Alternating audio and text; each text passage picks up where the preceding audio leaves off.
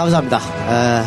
오늘 상당히 더운 날씨임에도 불구하고 또 게다가 습해요 지금. 네, 아침에 비가 내려가지고 네.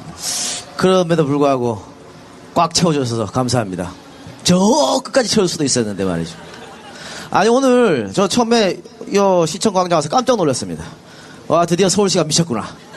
우리를 위해서 이런 저런 무대인 줄 무대를 알았어요 저희는. 아니 이 미치지 않고서 이런 걸 할 수 있을까 싶었더니 예 저거는 내일 KBS에서 뭐 시스타가 온다고? 네 시스타가 온다고 광복 70주년 전야제를 내일 한답니다. 그래서 근데 뭐 감사하죠. 우리 의자도 빌려줬어요 KBS에서. 예, 박수 한번 보내십시오. KBS한테 감사하다고. 방송이나 제대로 만들었으면 좋겠네. 야. 아니 의자 빌려준 거 빌려준 거고 공정방송 좀 해줬으면 좋겠네라는 바람이 있다라는 말씀이죠. 참 정말 뻔뻔한 거예요. 사실 이렇게 면전해놓고 얘기하기 쉽지가 않거든요. 야, 나 KBS 나와. 그러지 마. KBS 얘 좀 잘라주세요. 오늘 제가 왔는데 조금 아쉬웠던 거는 KBS에서 이제 내일 광복 70주년을 기념을 해서 전야제를 한다고 그 학생들 쫙 모아가지고 태권무를 막 선보이고 그러더라고요. 한국인의 언어를 좀 알려주고 싶은 마음이겠죠. 근데 태권도에 대해서는 여기서 말씀은 안 드리겠고. 또 뭔 얘기하려고 그래. 하지마 위험해 하지마. 배경음악을 로봇 태권브이를 깔고 하시더라고. 그래서 아니 광복 70주년인데 마징가 제트를 뺏겨서 만든 로봇 태권브이를 틀어주면 어떡하자는 얘긴가라는 김청기 감독의 카피 역작이죠. 씁쓸한 생각이 들었어요. 그러니까 KBS 날 좀 데려다 써. 내가 기획 잘해줄게. 아니 제가 방송 때마다 아씨 민주당 날 좀 데려다 써 해서 결국 이번에 날 데려다 썼잖아요. 그런 것처럼 계속 내가 어필을 할 겁니다. 어필을 해서 서울시에다가 좀 데려다 쓰라고 말을 할까? 공작새 같지 않아요? 공작새? 공작새 수컷들이 계속 어필을 하거든요. 어필이 통하잖아. 어쨌든 그 서울시 측에서 지금 전혀 홍보를 안 해가지고 정말 순수하게 EJ에서만 홍보해서 이렇게 많은 분들이 오셨던 거 대단히 감사드리고 역시 공짜의 힘이 아닐까 이런 생각을 합니다. 우리 팬들은 한결같아. 그럼 그래서 저도 사실은 7시 반부터 9시 반까지 2시간 동안 박원순과 함께하는 토크 콘서트 예정돼 있습니다만 1시간 반만 하고 그만하겠습니다.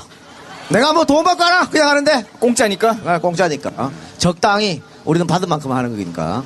어쨌든 여러분 감사드리고 오늘 일단 이 박사님 인사 한번 하시죠. 예, 안녕하세요. 이 박사입니다.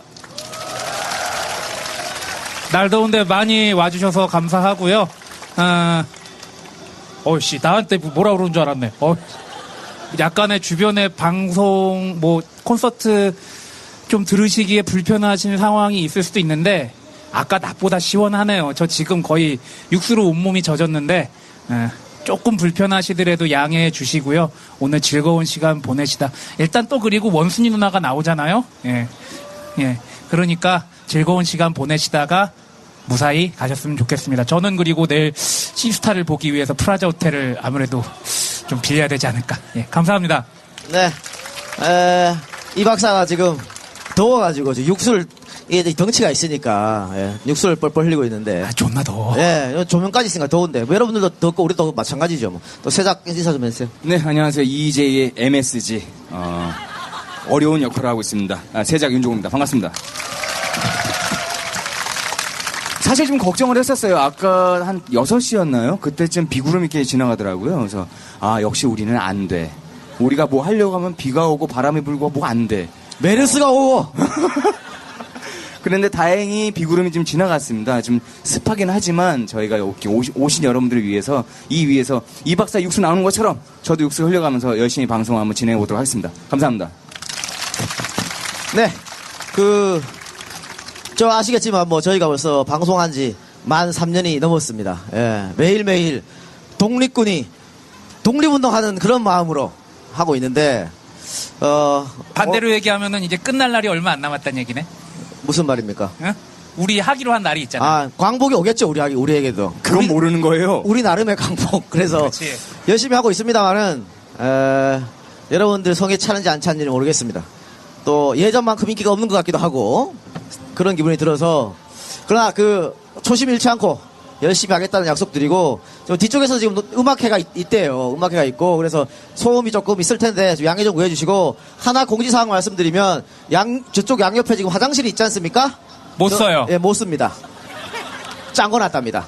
내일 대비해서. 예, 그래서 볼일 보실 분들은 시청으로 가셔서 볼일을 봐주시기 바랍니다. 중간에 쓱 나가시면 되겠습니다. 또 EJ 팬분들은 또 집중력이 또 이렇게 훈련이 되어 계시잖아요. 우리 방송 길이에 맞춰서 몸이 이제 반응을 하시기 때문에 저희가 보기에 2시간 정도는 자리에서 이탈 안 하시고 계실 것 같습니다. 그리고 아시죠? 광장은 금연금주입니다. 담배 피실 분들은 저기 흡연구역, 시청 건물 뒤쪽에 흡연구역으로 가셔서 조용히 가셔서 피시면 되고요. 술은 조금 있다가 나중에 드시기 바랍니다. 예. 네. 그리고 오늘 토크 콘서트는 어떻게? 주체가 누굽니까? EJ입니까? 서울시입니까? 예. EJ와 서울특별시, EJ 생활역사협동조합과 서울특별시 공동으로 이제 하게 됐고요. 그리고 네. 공동 주체인데 서울시에서 뭐 별로 해주는 거 없는 것 같아요. 예. 우리가 지금 열심히 우리끼리 지금 하고 있는데. 뭐 우리 팬분들이도 밀어주시고 땡겨주시고 안아주시고 보듬어주시고 다 하신 거라고 저는 그럼요. 생각하는데 예. 아마 대부분은 이 작가가 자기 덕이라고 생각을 할 거예요.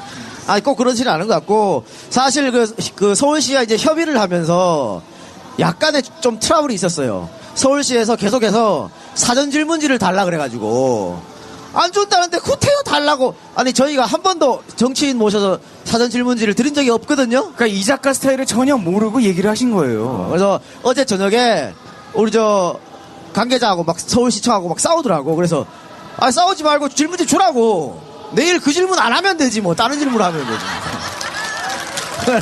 그렇잖아요? 아니 우리 사실 정치인들은 다 사전 질문지 달라 그럽니다. 그래서 미리 대비를 하는 거죠. 그런데 미리 질문지를 주고 대비를 시켜도 못하는 사람이 있잖아요. 누구라고 말씀은 안 하겠습니다만 있잖아. 그렇죠. 그분은 우리가 말을 하면 같은 한국말인데 번역기가 필요하신 분이 계십니다. 누구라고 말씀은 제가 못 드리겠어요. 그러니까 근데 뭐 이재명 시장이라든가 우리 저 다른 조희연 교육감이라든가 다 질문지 안 줘서 청산유수로 말들 하는데 박원순 시장은 왜 안 된단 말이야 그게. 그래서 주긴 줬는데 안 할 겁니다 그 질문. 박 시장의 뒤통수를 때리려고. 예. 그 이따가 박 시장님이 오실 텐데 지금 어떻게 시장 오셨습니까? 예, 아직 안 오셨나요? 네, 아직 안 오셨으니까 저보고 시간을 끌어달라고 말을 하네요. 이것도 마음에 안 드는 거죠, 사실은. 근데 시장님이 지금 어디 저녁 약속이 있어서 끝나고 급하게 오는데 지금, 차량이 막힌답니다. 차량이 막혀서 조금 저희가 앞에서 좀 시간을 좀 시장님 오실 때까지 끌도록 하겠습니다. 왜냐하면 오늘이 그 EJ 토크 콘서트가 아니고 원순 씨와 함께하는 토크 콘서트니까 박원순 시장을 보고 싶어서 오신 분들 계시지 않습니까? EJ는 싫어하지만 박원순이 보고 싶어서 왔다. 이런 분들 상당히 많으리라고 생각해요. 아까 우리 저 소개 영상에서 맨 마지막에 그 노무현 특집 때 이 박사가 우는 거 터졌잖아요. 야 이제 그것 좀 그만 쓰자. 그러니까 제가 분명히 8월 13일 날 박원순 대거를 확 띄워주겠다고 약속을 했는데 또 그 노무현 대통령 영상을 띄워줘서 또 노빵을 확인시키려고 말이죠. 그런 것 좀 그만했으면 좋겠어요. 이제 우리를 규정 짓지 마셨으면 좋겠습니다. 우리는 방송 들어보시면 알겠지만 누가 어떤 사람이 대통령이 되든 민주적 절차에 의해서 되면 밀어주겠습니다.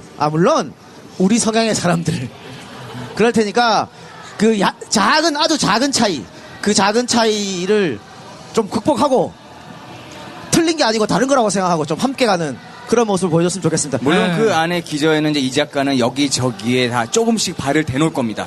누가 되더라도 자기한테 영향이 오게 아마 해놓을 겁니다. 그리고 더 정확하게 얘기하면은 어느 당 출신 누구들만 아니면 되잖아요. 안 그래요? 안 그런가? 왜 이렇게 반응이 안 좋지? 그 당 사람들만 아니면은 우리는 누구든 오케이다. 예, 그런 색깔을 확실하게 보여줄 수 있다면은 저희는 누구나 환영입니다. 7시 반부터는 리허설을 안 한다고 아까 우리랑 협의를 했는데 계속 하고 계시네요. 박 시장님 오셔도 저렇게 할까 모르겠네. 여러분 저 뒤쪽에 다 들리십니까 혹시? 감사드립니다. 예. 귀를 더 좁고 세워주시고 저는 이거를 국정원의 행포라고 혼자 생각하겠습니다. 아니 뭐 국정원에서 내 장에다가 장수나물도 씌웠는데 그걸 저런 걸 못해요. 다 할 수 있지. 말하니까 내가 국정원 얘기하니까 쑥 조용해지잖아요. 뭐 다 그런 겁니다. 다 그런 거 여러분들도 이해해 주시고, 여기 식사 오늘 지금 다 안 하시고 지금 오신 것이죠? 예. 배도 많이 고프실 텐데, 아까 우리 이쁜이 두 분은 도시락 까먹고 계시더라고. 예. 지삐 몰라? 좀 날아주고 하지. 근데 배도 많이 고프실 텐데, 끝나고, 박원순 시장님 뵙고, 기쁜 마음으로 돌아가서 맛있는 거 좀 많이 드시기 바랍니다. 내일 어때요? 내일 다 쉬세요? 이런. 안타까운 현실이네요. 예. 이게 정부 정책이, 다 쉬게끔, 임시공휴일이면 다 쉬게끔 해줘야지, 그죠? 근데 누구는 일하고 누구는 쉬고 좀 안타깝습니다. 그것도 일종의 전시행정 아니에요? 실제로 그렇게 다 쉬는 것도 아닐 텐데, 예. 실제로 쉴 수 있는 노동자들이 별로 안 돼요. 지금 행정부를 비판하는 겁니까? 아니, 그건 아니고요. 오늘 서울시에서 우리 저희랑 같이 주관하는 행사이기 때문에 저희가 말을 되게 조심스럽게 할 수밖에 없다는 말씀을 드립니다. 특급 사랑이라 그래. 예. 아니 시간 남으면은 시사 문제라. 네네네. 오신다. 네, 박 시장님 오셨습니다. 네. 네. 올라오십시오. 올라오세요. 네.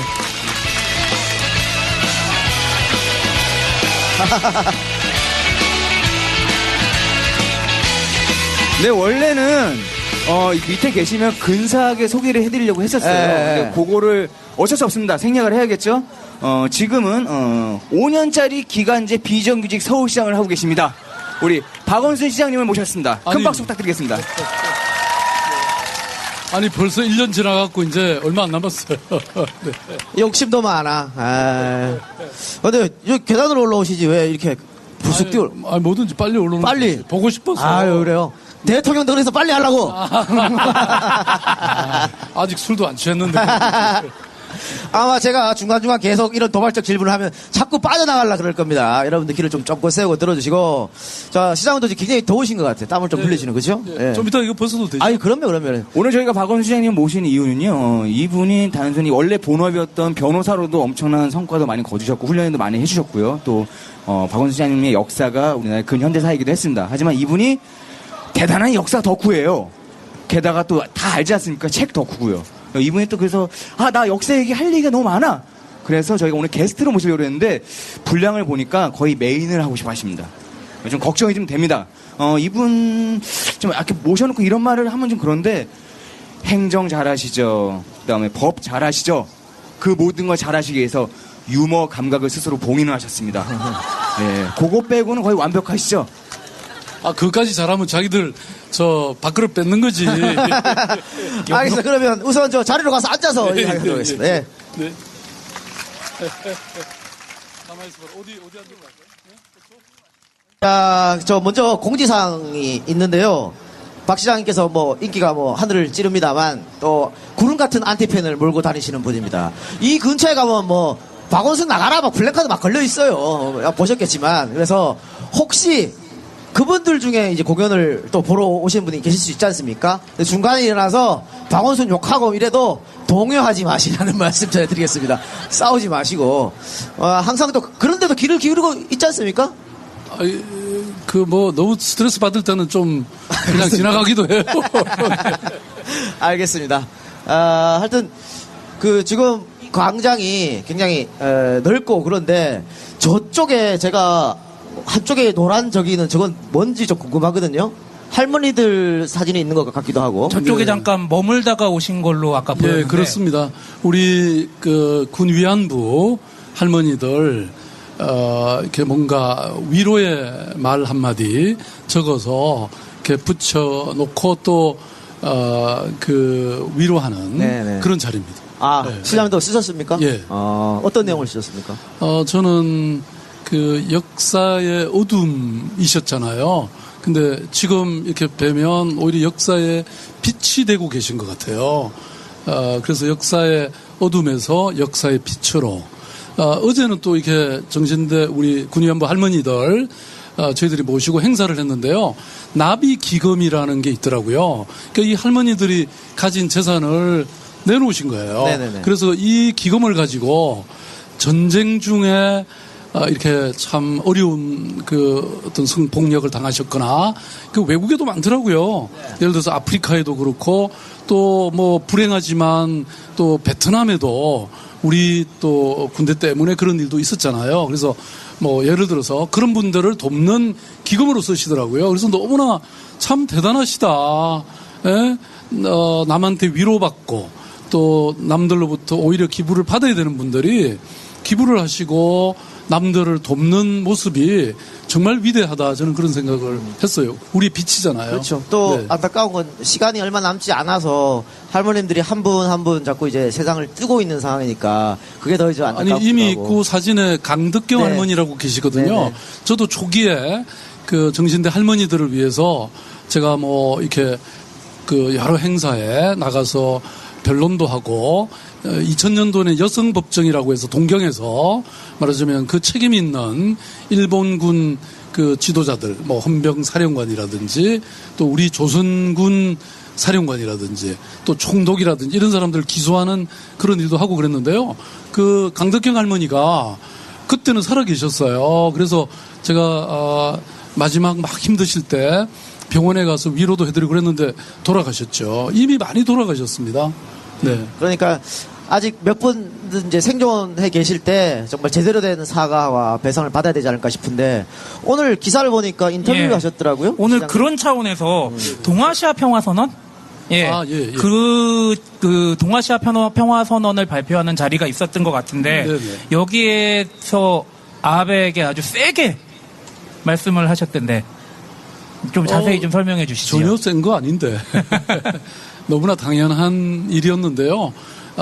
곧 왜 아베 선언을 하기로 지금 예정이 돼 있잖아요. 그래서 그 내용 중에 적어도 과거에 대한 확실한 사죄와 반성의 그런 내용을 좀 담아라.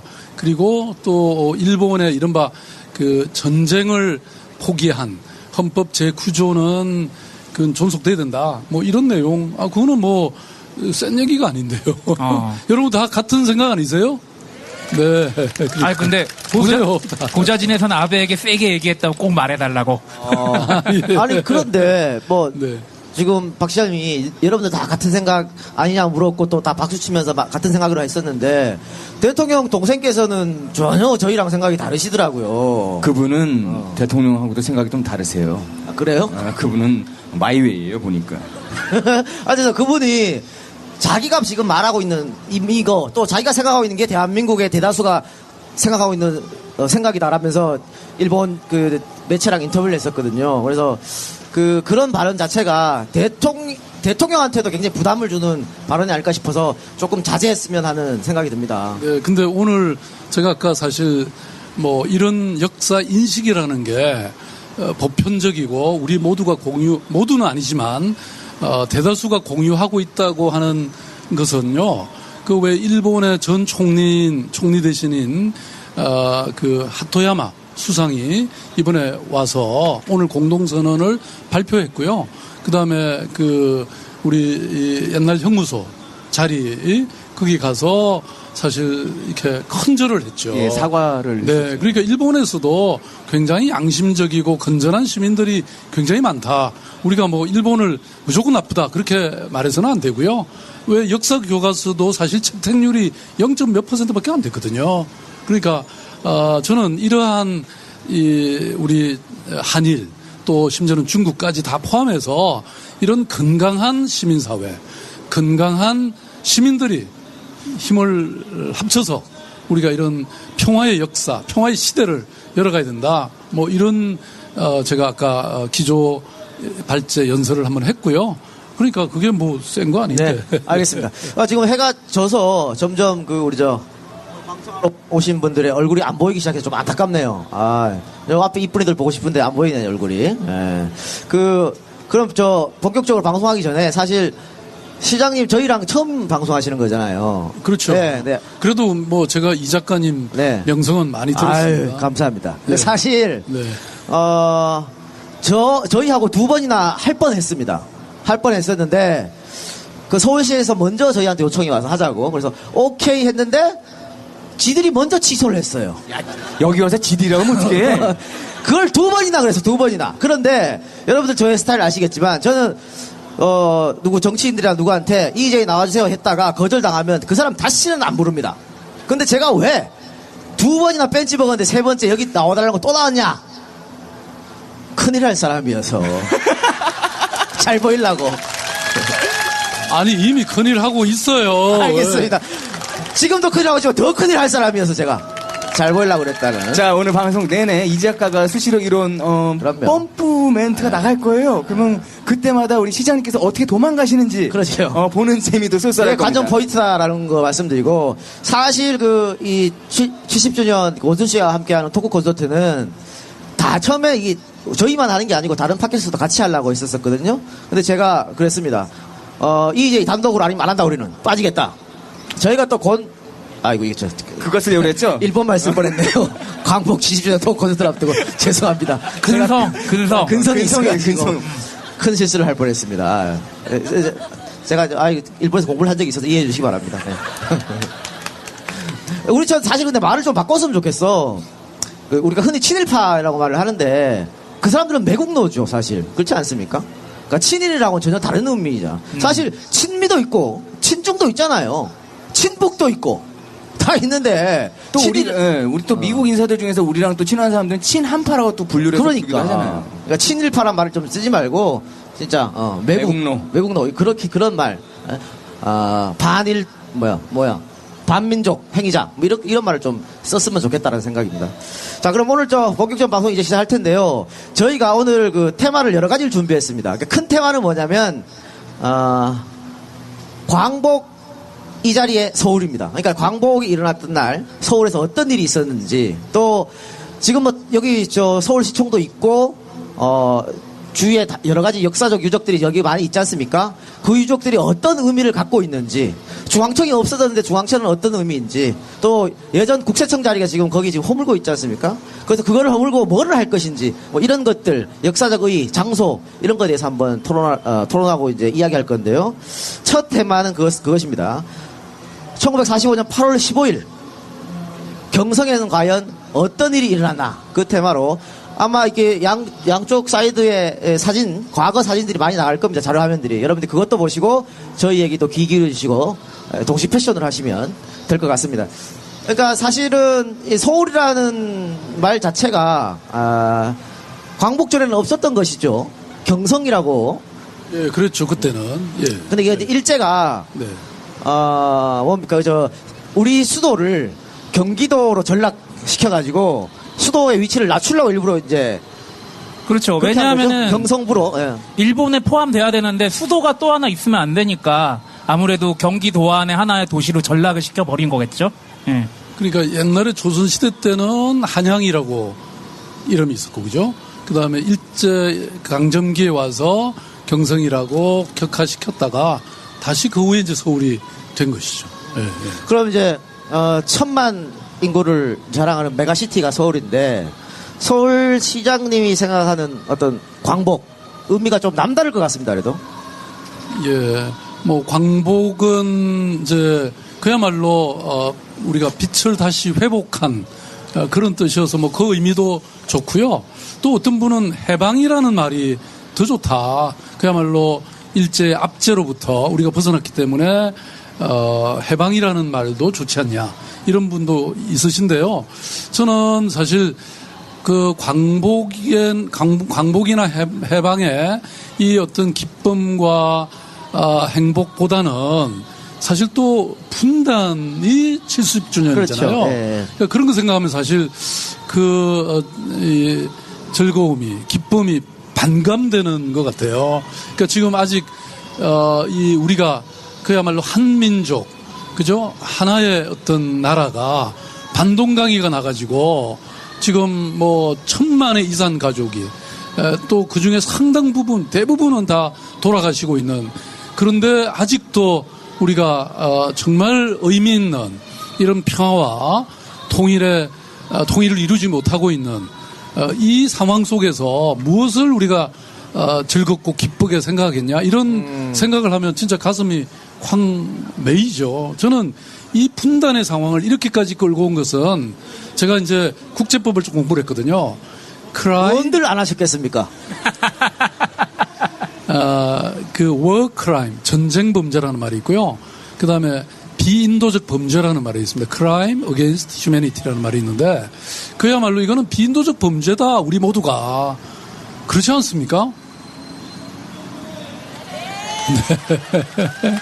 네. 네. 그래서 이런 그 사실 경축할 만한 것만은 아니다. 물론 해방이 된 것은 너무나 좋지만 또 우리가 이런 분단이 되고 그 슬픔이 그 불행이 아직도 이렇게 계속된다는 것 그리고 그것 때문에 우리에게 민족의 자존감이나 민족의 어떤 그런 번영이 원천적으로 차단당하고 있잖아요. 제가 이번에 이제 중국을 갔다 왔는데 그 갑자기 이제 비행기를 타려고 했다가 비행기를 못 타고요. 그 상해에서 북경까지 고속열차로 가는데 4시간이 걸리더라고요. 근데 그 기차 안에서 지도를 찾아보니까 그 북경에서 평양을 거쳐서 서울까지 오는 이게 훨씬 짧아요. 그래서 도대체 이거를 우리가 마음대로 뭐 어떤 고속도로나 기차로 왔다 갔다 못하고 있는 이거 생각하면서 정말 피눈물이 나는 얘기죠. 딱 거기서 숨통이 막혀 있는 거죠, 저희. 네. 혈관이 막혀 있는 거고요. 그렇습니다. 섬입니다, 우리는. 그죠? 네. 혹시 오늘 그런 차원에서 동아시아 평화선언 자리에서 정전협정을 평화협정으로 바꾸자는 말씀을. 예, 그렇습니다. 네. 대권에 욕심이 있으신가 봐, 진짜. 아니, 그것은 국민의 기본이죠. 여러분, 그렇지 않습니까? 네. 자꾸 이상하게, 예? 오늘 뭐, 그런 이상한 말씀 하시지 말고요. 저는, 사실, 통일이라는 게, 어찌 보면 나의 삶에 아무 관계가 없어 보이지만, 전혀 그렇지 않다고 생각하는 게요. 저는, 예를 들어서 우리가 지금 경제 상황이 어렵잖아요. 지금 2만 불 선에서 지난 10년 동안 꼼짝도 안 하고 그대로 있었습니다. 만약에 저는 남북이 정말 경제 교류가 제대로 되고 북한의 아주 막대한 광물 자원이 우리 제조업과 함께 결합하고 또 관광 산업이 일어나고 그다음에 그게 유통이 되잖아요. 바로 이 기차 철로로 연결되면 그게 바로 중국의 시진핑 주석이 얘기하는 그 1대1로의 종착점이 바로 서울이 되고요. 이게 또 시작점이 될 수 있습니다. 말하자면 이런 것들이 가져오는 물류의 어떤 효과라든지 이런 걸 생각하면 경제적으로도 제가 보기에는 탈출구는 그밖에 없다고 생각하거든요. 지금 재계에서도 아마 그런 움직임에 대해서 많이 반응을 좀 보이고 있지 않나요? 네. 기업들은 사실 어쨌든 지금 뭐 여러 가지 한계선상 때문에 어려운데 예를 들어서 제가 뭐 시장 되기 전의 일인데요. 베트남의 그 하노이를 갔더니 거기 대사님이 하시는 말씀이 자기가 미국 대사 다음으로 어깨에 힘준다는 거예요. 그래서 왜 그러시냐 그랬더니 베트남의 투자가요. 우리 한국이 1위입니다. 왜냐하면 이 저임금을 찾아서 중국으로 갔다가 다시 베트남으로 가고 있는 거예요. 근데 그 다음 어디로 갈 겁니까? 근데 사실은 지금 북한은 그야말로 우리 한국말이 잘 통하죠. 그 다음에 뭐 임금이 사실 뭐 100만 원, 150만 원 줘도 훨씬 싼 거잖아요. 그러니까 한계 산업들 지금 이런 경쟁력이 낮은 이런 기업들이 북한과 함께하면 북한으로서는 경제 어떤 발전과 도약의 기반이 되고 또 우리 한국은 이런 한계 산업들이 다시 되살아나는 이거 기가 막힌 것들이죠. 그럼 저희 쪽에서만 계속 그런 러브콜을 보내는 것 말고 북에서도 어떤 약간 좀 전향적인 자세 좀 보여줘야 되지 않나요? 저희만 계속 이렇게 러브콜을 보내고 있으면 모든 일이 서로 손뼉을 마주쳐야 그 소리가 나는 법이고 또 서로 이렇게 뭡니까 저 친구들 사이도 그렇잖아요. 또는 부부 싸움을 해도 이게 부부 싸움들 해보셨죠? 아니 뭐 싫은 소리 한마디 하면 그게 자꾸 에스컬레이트 돼가는 거예요. 그래서 나중에 그 큰 소리가 나는 거죠. 부부싸움 얘기 나오니까 갑자기 이 작가 얼굴이 급 굳어졌습니다. 제가 이혼 사건을 많이 해봤거든요. 작은 이 말씨가 아주 큰 싸움이 되는 법이에요. 그러니까 가는 말이 고와야 오는 말이 고운 거죠. 남북 관계도 네. 똑같은 게 아닌가 싶어요. 근데 세작이 뭐 지금 우리만 러브콜을 보냈는데 우리가 야 지금 러브콜 못 보낸 지 굉장히 오래됐다 야. 그거는 한 7, 8년 동안 러브콜을 못 보내고 있는데 아까 말씀드렸잖아요. 재계에서도 그런 움직임을 보여주고 싶어 하고 또 이렇게 말씀하시는 분들이 많이 있으신데 물론 깝깝한 동네가 있습니다. 그 동네에서 빨리 이거 해석이 안 되면 우린 갇혀버리는 거죠, 이제. 아니 근데 우리 정부의 어떤 사람들은 그 DMZ에 뭐가 묻혀 있는지, 뭐가 터졌는지, 누가 다쳤는지도 잘 모르는 것 같더라고. 보고 체계가 지금 엉망인 것이죠. 그래서 정권을 바꿔야 돼요. 제 개인적인 생각입니다. 박 시장님하고 전혀 상관없는데 개인적인. 이거는 순전히 개인적인 네. 지금. 예, 본바로는 진행입니다. 서울특별시 및 박원순 시장님과 아무 상관이 없음을 상관없습니다. 예. 팟캐스트 말씀드리겠습니다. 진행자 이동영 작가의 네. 개인적인 내가 대통령 돼서 바꾸려고요. 아니 이런 얘기 자꾸 나올까 봐서 두 번 거절한 겁니까? 거절한 것 같아요. 알겠습니다. 그 아까 전에 뭐 해방절이라는 말도 하셨고 사실 광복 70주년이기도 하고 이제 분단 70주년이기도 한 것이죠. 또 사실 북한은 해방절이라는 말을 쓰고 있습니다. 저희는 광복기라는 말을 쓰고 있는데. 근데 이제 일본은 종전일이라고 쓰죠. 종전일. 슈센 기네니 그래가지고 종전 기념일 이렇게 해서 행사를 치르고 하는데 저 그런 것 같아요. 이 사람들이 그 자기들이 패전의 부끄러움을 자꾸 숨기고 또 자기들이 침략전쟁 일으킨 거를 자꾸 없애려고 이런 단어를 쓴 것 같은데 그래서도 좀 안타까운 게 뭐 유라이트를 필두로 해서 8월 15일을 광복절 아닌 건국절로 불러야 된다 자꾸 이런 주장을 하지 않습니까? 그것도 저는 그런 차원이라고 좀 봅니다. 8월 15일을 건국절로 해버리면 우리 저 헌법 전문에 나와 있는 건 뭡니까? 임시정부를 한다는 그 헌법 전문이 뭐가 돼요? 그렇지 않습니까? 그런 것을 또 여러분 좀 심각하게 생각해 주시고 사실 그 김구 선생님도 광복이 됐을 때 희소식이라기보다 하늘이 무너지고 땅이 갈라진 느낌이다 이런 말씀 하셨거든요. 그게 뭐냐면 우리 힘으로 광복을 못했기 때문에 그런 것 같아요. 아까 박 시장님도 그런 말씀을 하신 것 같은데 우리 힘으로 결국은 광복을 못했기 때문에 분단까지 가서 이렇게 70년 동안 고착된 거 아니겠습니까? 예, 뭐 그런 점이 있죠. 근데 저는 그래도 우리가 그 정말 독립을 위해서 해방을 위해서 그 얼마나 많은 우리의 선조들이 정말 풍찬노숙의 그런 삶을 살았는지 또 여러분 아마 조금만 더 이렇게 보시면요. 예컨대 그 제가 이 미국의 그 샌프란시스코 북쪽에 제가 지금 성함을 잊어버렸는데요. 이 아무개라는 분이신데요. 네네. 제가 죄송합니다. 성함을 지금 기억을 못해서 말하자면 농장을 사가지고 비행장을 만든 거예요. 그래서 전투 비행단을 훈련을 시켰어요. 그래서 말하자면 우리 조국의 독립을 위해서 말하자면 전투 비행기를 파견해서 이렇게 싸우겠다는 말하자면 그런 꿈을 불태우신 분도 계시고 또 왜 유일한 선생님이라고 유한양행을 설립하신 분이죠. 이분도 그 바로 전투 조종사 출신이에요. 그래서 나중에 미국의 그 OSS인가요? 그 부대에 들어가서 결국은 그 중국 전투에 참여도 하셨죠. 그 여러분 이렇게 유한양행의 그 역사가 그렇게 정말 간단치 않은 그런 독립운동가가 만든 그런 회사인데요. 어쨌든 그 얘기는 이 우리의 독립이 해방이 저절로 온 것은 아니다. 얼마나 많은 사람들이 그렇게 무장투쟁을 하고 그 풍찬노숙하면서 외교 활동하고 이런 분들이 계셨기 때문에 그 포츠담 선언에서도 그런 게 선언이 됐던 것이지 우리가 존재 의미 아무것도 없이 그냥 가만히 있었다면 어떻게 독립이 됐겠습니까? 그건 뭐 그냥 일본에 그대로 병합돼 있었든지 아니면 뭐 중국이 됐든지 뭐 알 수가 없는 일이죠. 그래서 저는 그거를 또 간과해서는 안 된다. 근데 다만 김구 선생님은 정말 우리가 힘을 키워서 완전히 우리 힘으로만 독립을 해야 말하자면 이 분단이라든지 이런 게 없을 것이다라는 것을 예측하고 사실은 두려워하셨죠. 뭐 그 점은 있죠. 분단이 된 이유도 사실 우리의 온전한 힘으로 안 됐기 때문에 그때 뭐 신탁 통치 안도 있고 그랬지 않습니까? 그죠? 네. 좀 아쉬운 대목은 또 있죠. 네. 네, 시장님. 근데 이러한 정신을 이어가지고 어떤 분이 그 유명한 역사문제연구소에 자기의 집을 쾌척을 하신 분이 있다고 들었는데 여기에 대해서 어떻게 생각하십니까? 갑자기. 제 얘기를 하려고 그러니까 좀 쑥스럽네요. 역사문제연구소에 집을 쾌척하셨답니다. 네.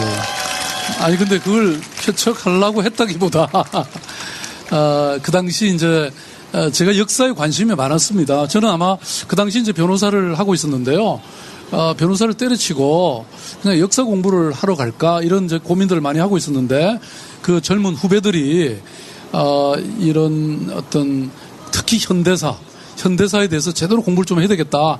그래서 이제 이런 걸 만들어서 역사문제연구소라는 걸 만들어서 뭐 이렇게 임대를 얻어서 하고 있었는데 그 당시 실천문학사라고요. 네. 그 출판사가 갑자기 세무조사를 당해서 집을 빨리 팔아야 된대요. 그래서 우리 보고 사라고 왔는데 뭐 우리 연구원들이 뭐 살 돈이 없잖아요. 그래서 제가 그때 그나마 제가 변호사였기 때문에 그때 모아놓던 돈을 몽땅 해서 그때 1억 얼마인가 네. 그걸 이제 샀죠. 지금은 네. 거기가 상당히 집값이 올라가지고 역사문제연구소 아주 고맙게 생각한답니다. 아니 근데 그거를 그래서 이제 필동에 있었는데 네.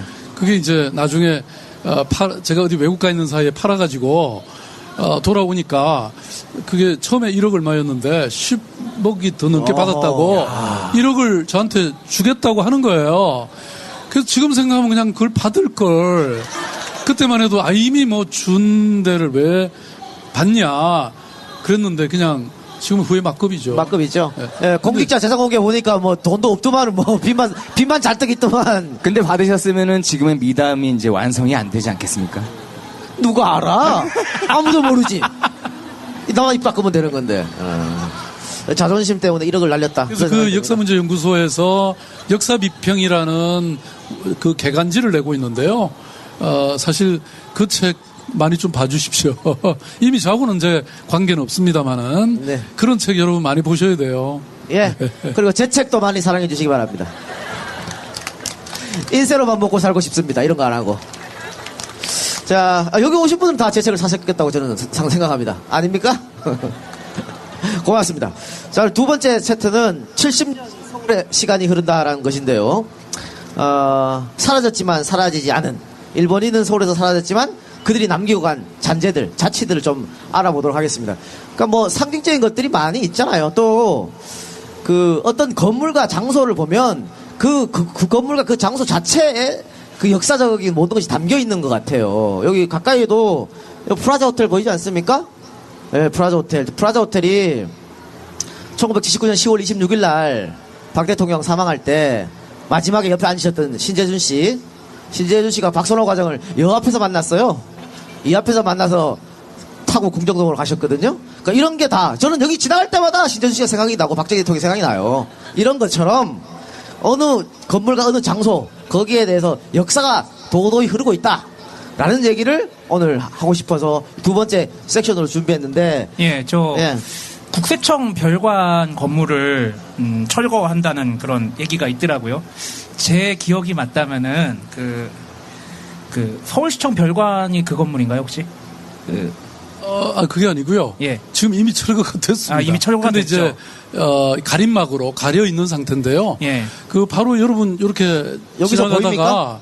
예, 저 맞은편 이 덕수궁 바로 지나자마자 있는 건물이었죠. 예. 근데 그게 제가 보니까 너무 좀 이렇게 보기 흉하고 특히 그 성공회 대성당에 굉장히 아름다운 그 로마네스크 양식의 그렇죠. 예. 그 건물을 가리고 있더라고요. 그래서 예. 제가 시장된 직후에 우리 그 재무국 직원들한테 어떻게든 이건 이제 국가 중앙정부 재산이기 때문에 뭐 우리 서울시 거 뭔가를 주고 바꿔라. 네. 근데 서울시 공무원들이 대단한 게 제가 시키면 무조건 합니다.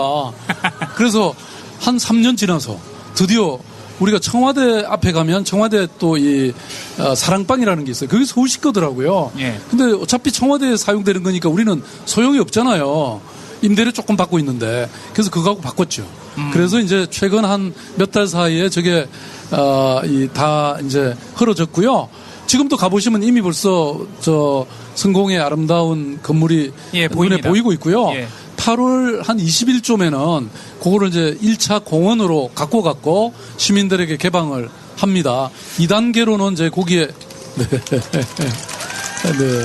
시민들에게 돌려드리는 거죠. 네. 근데 이 건물이 가지고 있는 의미가 뭐냐면은 원래 이 국세청 별관 부지가 조선의 마지막 황태자 영친왕의 생모 순원 황귀비 엄씨의 위패를 모신 궁이었는데 일제가 요거를 없애고 이제 약간 터를 조정을 한 다음에 여기에다가 조선 최신사업회관을 지은 것이 이제 국세청 별관이 됐는데 이게 왜 그랬냐 하면은 이 건물을 지어놔가지고 뒤에 궁을 가림으로써 우리 사람들이 지나가다가 그 궁을 보면서 아 우리 대한제국이 우리 조선이 이렇게 참 좋은 나라였는데 일제에게 이렇게 나라를 빼앗겼구나 그런 한을 못 느끼게 하려고 가려버린 거거든요. 근데 이거를 이제 시장님께서 없애고 이제 공원으로 조성하겠다고 이제 아까 괴간을 말씀하신 거죠. 예, 근데 결국엔 이게 어떤 것을 의미할까요? 물론 저는 뭐 이게 역사라는 게 늘 이렇게 흐르면서 또 그 건물도 바뀌고 풍경도 바뀌고 모든 것이 다 바뀌지만 말씀하신 것 같이 그래도 우리가 복원하는 것이 적절할 경우에는 복원하는 게 맞다 이런 생각을 하고 있는데요. 사실 지금 서울시 안에 있는 특히 이 사대문 안에 있는 모든 것은 저희들은 복원하거나 현대적으로 활용할 수 있게 하기 위해서 다양한 노력을 하고 있는데요. 사실 여러분 지금 앉아 계신 여기가 옛날에는 덕수궁 터였습니다. 덕수궁 아니었습니다. 이게 지금 덕수궁 대한문이 저렇게 있지 않고요. 이 정도 있었던 겁니다. 그래서 근데 이거는 이제 복원하기가 힘들게 돼 있잖아요. 그렇지만 저런 거는 철거하면 되니까 복원하는 것이고요. 뭐 그 외에도 지금 여러분 한양도성 지금 그 18.6km인데요. 남대문 우리 저 숭례문에서부터 남산 거쳐서 장충동 낙산 뒤로 해서 북각산 인왕산으로 해서 이렇게 다시 돌아오는 이거 여러분 걸어보셨나요? 대답 소리가 적은 거 보니까 아직 안 걸은 분들이 많으세요. 근데 이걸 걸으시면요. 정말 서울이 왜 이렇게 빛나는 도시인가? 왜 조선에 그 정도전이나 무학대사나 태조가 여기를 도읍으로 정했는지 딱 아실 수 있습니다. 그리고 뿐만 아니라 이걸 몽땅 다 걸으면요. 소원이 달성된다는 거예요. 결혼 안 하신 분은 결혼하시고. 아, 진짜요? 아들, 딸 못 낳으신 분 아들, 딸 놓고요. 내일 당장 가보겠습니다. 네, 시험 합격하고 싶은 사람 시험 합격합니다. 옛날부터 이게 순행 놀이라고요. 예, 있었어요. 있습니다. 진짜. 예. 예.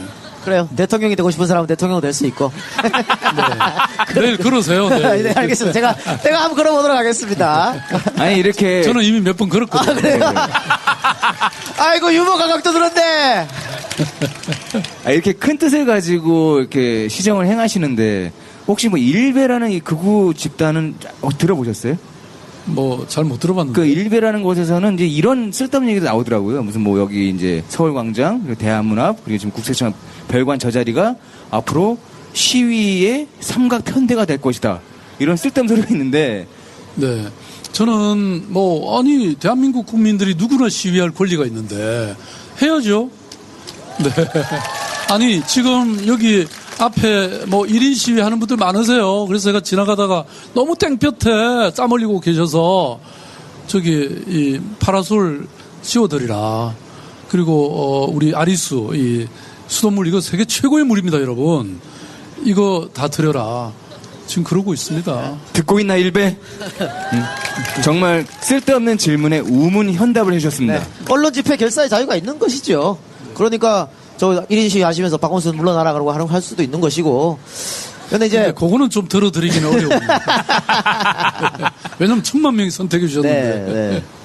1000만 명이 다른 선택하지 않았고요. 네. 선택하지 않은 시민도 그분들의 시장이기도 합니다, 저는. 그럼요. 그분들도 저의 시민이고요. 그렇죠. 예. 네. 어디서 말을 배워왔나 보네요. 예. 점점 언어의 마술사가 되어가고 있습니다. 2년 전에 사실 아침에 저랑 이 박사랑 팟캐스트 관련해서 한번 뵌 적이 있었어요. 그때는 깜짝 놀랐습니다. 유머 감각이 제로에 가까우셨거든요. 지금은 거의 80, 90 넘어 확 올라가셨어요. 네. 지금이 많이 올라온 거면 과거에는 정말 어땠을까라는 생각이 들기도 하네요. 아까 복원 말씀하셨는데 한쪽 일각에서는 무슨 돈으로 하냐 이런 주장이 분명히 제기될 것 같아요. 박원순이 서울시장 하면서 돈을 막 갖다 쓰는 거 아니냐 이런 얘기가 충분히 나올 수 있을 것 같은데요. 예, 근데 10원을 100원을 투자해서 1,000원, 10,000원을 벌면 되잖아요. 근데 저는 이렇게 그렇게 얘기합니다. 예컨대 뉴욕이나 싱가포르하고 서울시를 비교하면 제가 화나죠. 그죠? 아니, 뉴욕 가면 뭐 볼만한 게 뭐 역사가 그렇게 오래됐나요? 우리는 600년 역사, 뭐 2000년 역사의 도시입니다, 여러분. 그렇죠? 네. 아니, 지금 서울시의 그런 것들, 그런 자산을, 그런 아이덴티티를 계속 유지하고 발전시켜야 되는 거 아닙니까? 그죠? 제가, 예, 박수 치실래요? 확실히 치세요. 서울의 랜드마크가 뭐냐? 이게 허리도 묻습니다. 그리고 저보고 계속 뭐 큰 건물 하나 만들고 뭔가 큰 일을 하나 해라. 그렇게 주장하는데요. 저는 그렇게 생각지 않습니다. 서울에서 가장 최고의 랜드마크는 뭐냐? 아름다운 산과 자연입니다. 여러분, 이렇게 1,000만이 사는 도시에 국립공원 같은 거 봤나요?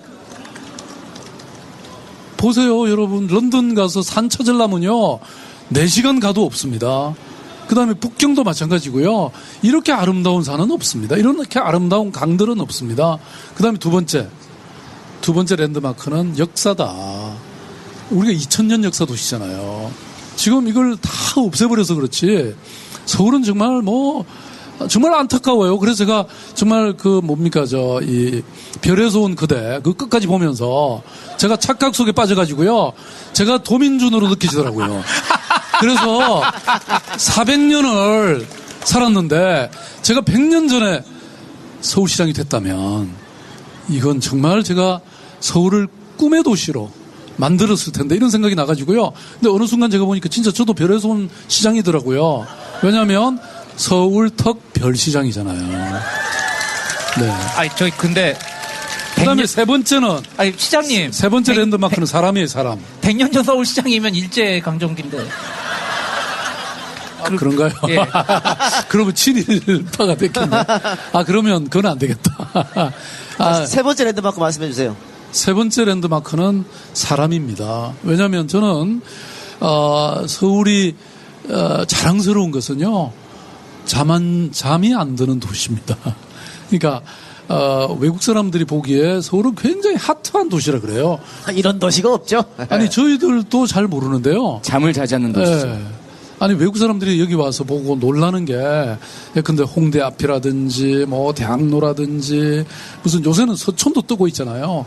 이런 도시 가면 막 그 살아있는 이런 것들을 느낄 수 있나 봐요. 우리는 맨날 살다 보니까 잘 모르는데 그래가지고 뭐 최근에 구글이라는 곳에서 이 글로벌 캠퍼스를 세계도시 세 번째로 서울로 했다든지 또 지난번에 퀼컴이라는 그 회사에서 회장이 왔는데요. 서울에 한 1,000억 정도 투자하겠다고. 그 다음에 이스라엘의 그 요즈마 펀드라는 데서 한 1조 원을 투자하겠다고. 그래서 내가 물어봤어요. 서울에 왜 투자냐? 그랬더니 서울은 핫한 도시라는 겁니다. 여러분 자랑스럽게 생각하셔도 돼요. 그게 다 여러분 때문입니다. 네. 네, 아까 말씀하셨던 서울의 기천년의 역사가 서울의 자산이다 말씀하셨는데요. 지금 조금 아픈 얘기 좀 해볼게요. 아까처럼. 이쪽 옆에 있는 세종대로 끝은 여러분들 다 아시겠지만 광화문이 있습니다. 이 광화문이요. 그 이전에는 없었어요. 예전에 이제 광화문을 헐어버리고 일제가 지었던 조선 총독부 건물이 있었습니다. 조선 총독부 건물은 우리에게는 엄청난 애증의 장소입니다.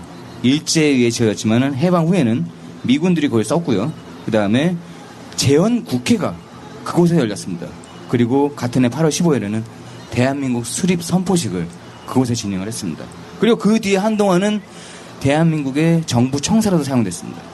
그리고 아마 제 연배 비슷한 분들은 아마 요걸 아실 텐데 86년부터 95년까지였죠. 국립중앙박물관으로 사용됐었습니다. 우리한테는 일제 침략의 상징이고 여러 가지 있죠. 뭐 해방정부의 정부기관 그리고 문화재 전시관 다양한 모습을 갖고 있지만 결국에는 일제 침략의 상징이라는 애초 의미가 택되지는 않는데요. 이거에 대해서 노태우 전 대통령은 이거 역시 역사적인 의미가 있기 때문에 보존해야 한다라는 입장을 가졌었습니다. 근데 그 뒤에 김영삼 대통령이 오자마자 제일 먼저 한 일이 저걸 부시는 거였습니다. 노태우하고는 전혀 다른 생각을 갖고 있는 분에서 그냥 철거를 해버렸었는데 그때 아마 기억나실지 모르지만 찬반 논란이 굉장히 심했습니다. 이거 역사적인 거니까 우리의 어떻게 보면 아픈 역사니까 보존해야 된다는 입장이 있었고요.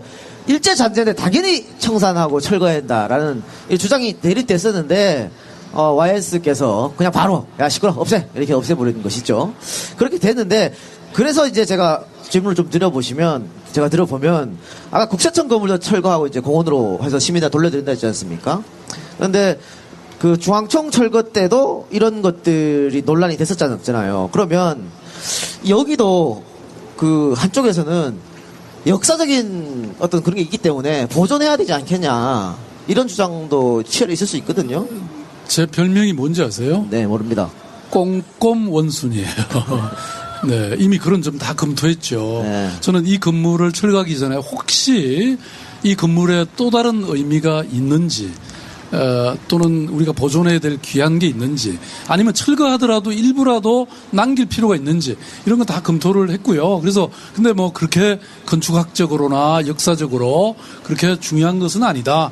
그래서 이제 철거를 하기로 결정을 했고요. 그 대신 일단 기둥들은 아직은 남겨놨습니다. 왜냐하면 그걸 공원으로 만들 때 공원 설계자가 저희들이 이제 그 국제 공모 공모를 할 텐데 그 과정에서 이걸 어떻게 살릴지에 대한 그 상상력을 주기 위해서 아직은 일부는 조금 남겨놨고요. 그런데 이제 아까 말씀하신 중앙청을 어떻게 할 거냐. 물론 당연히 저는 논쟁이 있을 수 있고 두 가지 주장이 다 맞을 수 있다고 생각합니다. 우리가 역사는 그것이 우리의 슬프고 억울하고 분노스러운 것이라 하더라도 또 그것을 남겨놓고 우리 후손들에게 그 치욕의 역사를 보여줄 필요도 있다고는 생각하거든요. 근데 이제 또 한편으로 여러분 우리가 경복궁을 전체적으로 복원하는 것은 또 중요한 프로젝트고 지금 사실 가보면 또 좋잖아요. 그죠? 네. 그래서 근데 그 대신 절충안이 있을 수 있다고 생각하는데요. 경복궁을 중앙청을 거기에서는 철거하더라도 그걸 폭파시키지 말고 어디 좀 딴 장소에 이전해가지고 네, 그래갖고 치욕의 역사는 역사대로 남기고 우리 경복궁이 정궁이잖아요. 정궁은 정궁대로 복원하고 이랬으면 어떨까요? 괜찮은 아이디어죠? 네. 물론 김영삼 전 대통령께서는 그렇게 여러 단계의 계산을 하시기에는 무리수가 좀 있습니다. 그분은 뭐 아니면 도로 가시기 때문에. 그래요. 그리고 또 하나가 이제 동양척식 주식회사인데요. 예. 이것도 서울에 있었던 것이죠. 동양척식 주식회사가. 예, 지금 외환은행 자리인가요? 맞죠? 지금 현재 외환은행 자리. 지금 외환은행 자리인데 그 척식이란 말 자체가 식민지를 개발해서 자국민들, 그러니까 조선 식민지를 개발해서 일본 사람들에게 나눠준다, 뭐 그런 방식의 논리가 바로 척식이거든요. 그래서 만들어진 곳이 동양척식 주식회사고, 왜 영국의 동인도 회사라고 있었어요. 중국에 아편 팔아먹고, 인도에 전쟁 내고, 뭐 그랬던, 순양아치 깡패 같은 그런 방식대로 그대로 식민지 경영을 한 겁니다. 그래서, 동양척식 주식회사가 만들어져서 우리나라에서 쌀 마구 가져가고 그 쌀 가져간 이유도 겉으로 보기에는 조선 사람들이 배불리 먹을 수 있게 해주겠다고 해서 산미 증식을 한 건데 실제로 보면은 일본의 쌀이 떨어지니까 폭동이 일어나거든요. 그 폭동을 잠재우기 위해서 우리나라를 쌀 생산국으로 만들어서 전부 뺏어가 버리고 죄송합니다. 그 외에도 임업이라든지 광업이라든지 여러 가지 많은 것을 뺏어 갔거든요. 근데 제가 풍수지리 그런 거 잘 안 믿긴 하는데 이 동양척식 주식회사 터가 좀 안 좋은가 봐요. 여기 외환은행이 있는데 외환은행이 또 론스타한테 탈탈 털렸잖아요. 예, 좀 터가 안 좋은 자리인가 봅니다. 그리고 뭐 또 한 가지가 이제 신궁. 여러분들 남산공원에 뭐 사랑해요 눈꼴 사납게 그게 왜 눈꼴 사나와? 자물쇠 나 싫더라고. 열쇠 달고 이러는 거예요? 그 공해야 공해. 남산이 풍수지리적으로 굉장히 중요한 산이거든요. 그쵸? 예. 그래서 거기다가 이제 신궁을 일본이 예. 만들었다는 거 아니겠습니까? 그 신궁이라는 게 뭐예요? 그러니까 신궁이 그 일본의 신도의 그 종교 건축물이라고 보시면 되는데 이제 일본이 죽으면 다 신이 된다고 생각하고 온갖 만물에 신이 깃들어 있다고 생각해서 일본 가니까 자동차 폐차장에도 신궁이 하나 있더라고요. 자동차 폐차에도 다 신이 된다고 생각을 해서.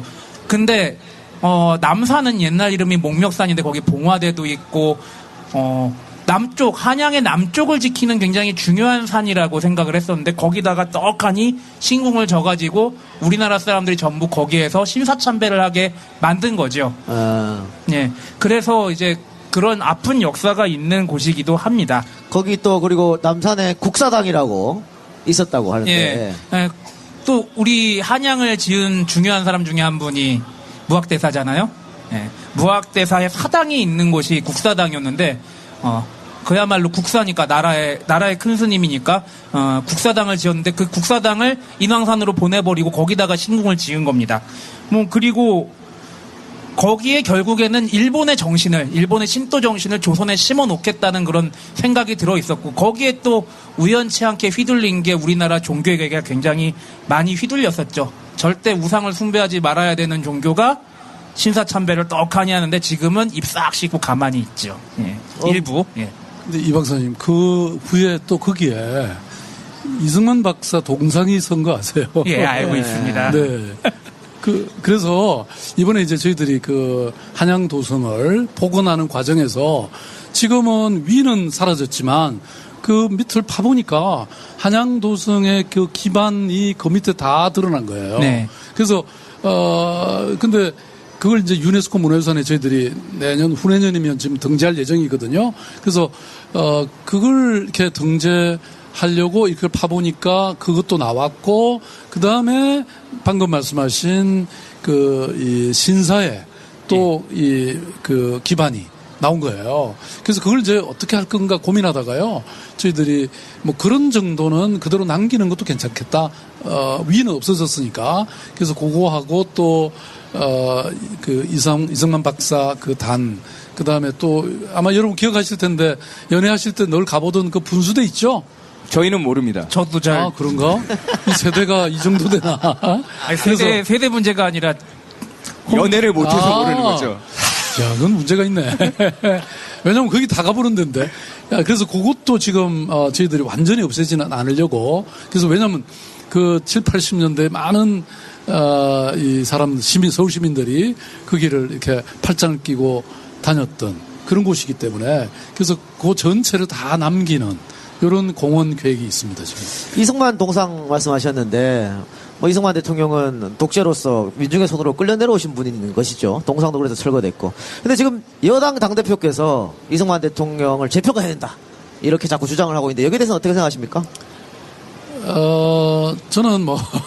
어려운 질문 하지 말라고. 일단. 사전 질문지도 안 드리고 말이야. 역사적인 평가는 뭐, 이렇게 학자들이 제대로 우리 이 박사님 같은 분들이 해 주실 것이고, 그런데 이제 어쨌든 아까도 말씀드린 부의 역사, 뭐, 어두웠던 것도, 없애기보다는 저는, 남기는 것이 좋다. 그래서 지금 서울의 경우에는요, 이 정부 수반이었던 분들의 유적들은 그대로 이렇게 살리는 그런 노력을 하고 있습니다. 그래서, 저쪽 신당동에 그 박정희 대통령 집이 있죠. 집이 있었죠. 네. 그래서 그거를 이렇게 단장을 해서요 개방을 했고 그 외에도 뭐 장면 총리 집이라든지 또 최규하 대통령의 집도 저희들이 지금 개방을 해놓은 상태입니다.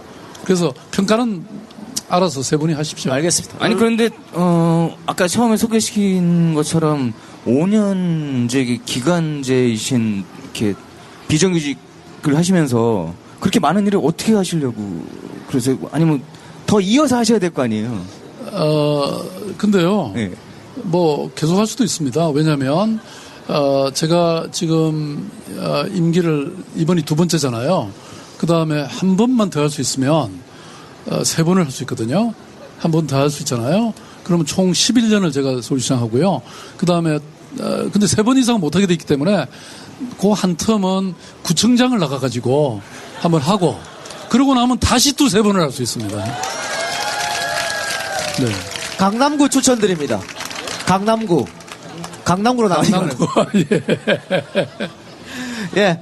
예, 아까 이승만 대통령의 평가는 학자가, 이 박사가 알아서 할 거라 했는데, 우리 이 박사는 이승만 대통령한테 쌍욕을 했다는 말씀을 드리겠습니다. 천하의 개쌍욕을 했죠. 예.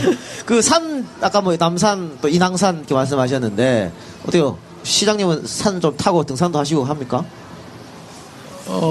서울에 산이 많으니까. 네, 그럼요. 제가 북한산 둘레길 4일에 걸쳐서 다 완주했고요. 그 다음에 오산종주도 해봤고요.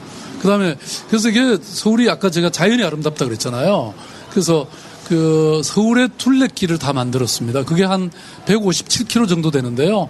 그거 완주하시면 우리 서울시청에 오시면 이렇게 완주하신 다음에 스탬프를 찍을 수 있거든요. 8구간인데. 그래서 완주하고 오시면 시청에서 이렇게 멋있게 사진도 찍어드리고 메달도 드립니다. 네.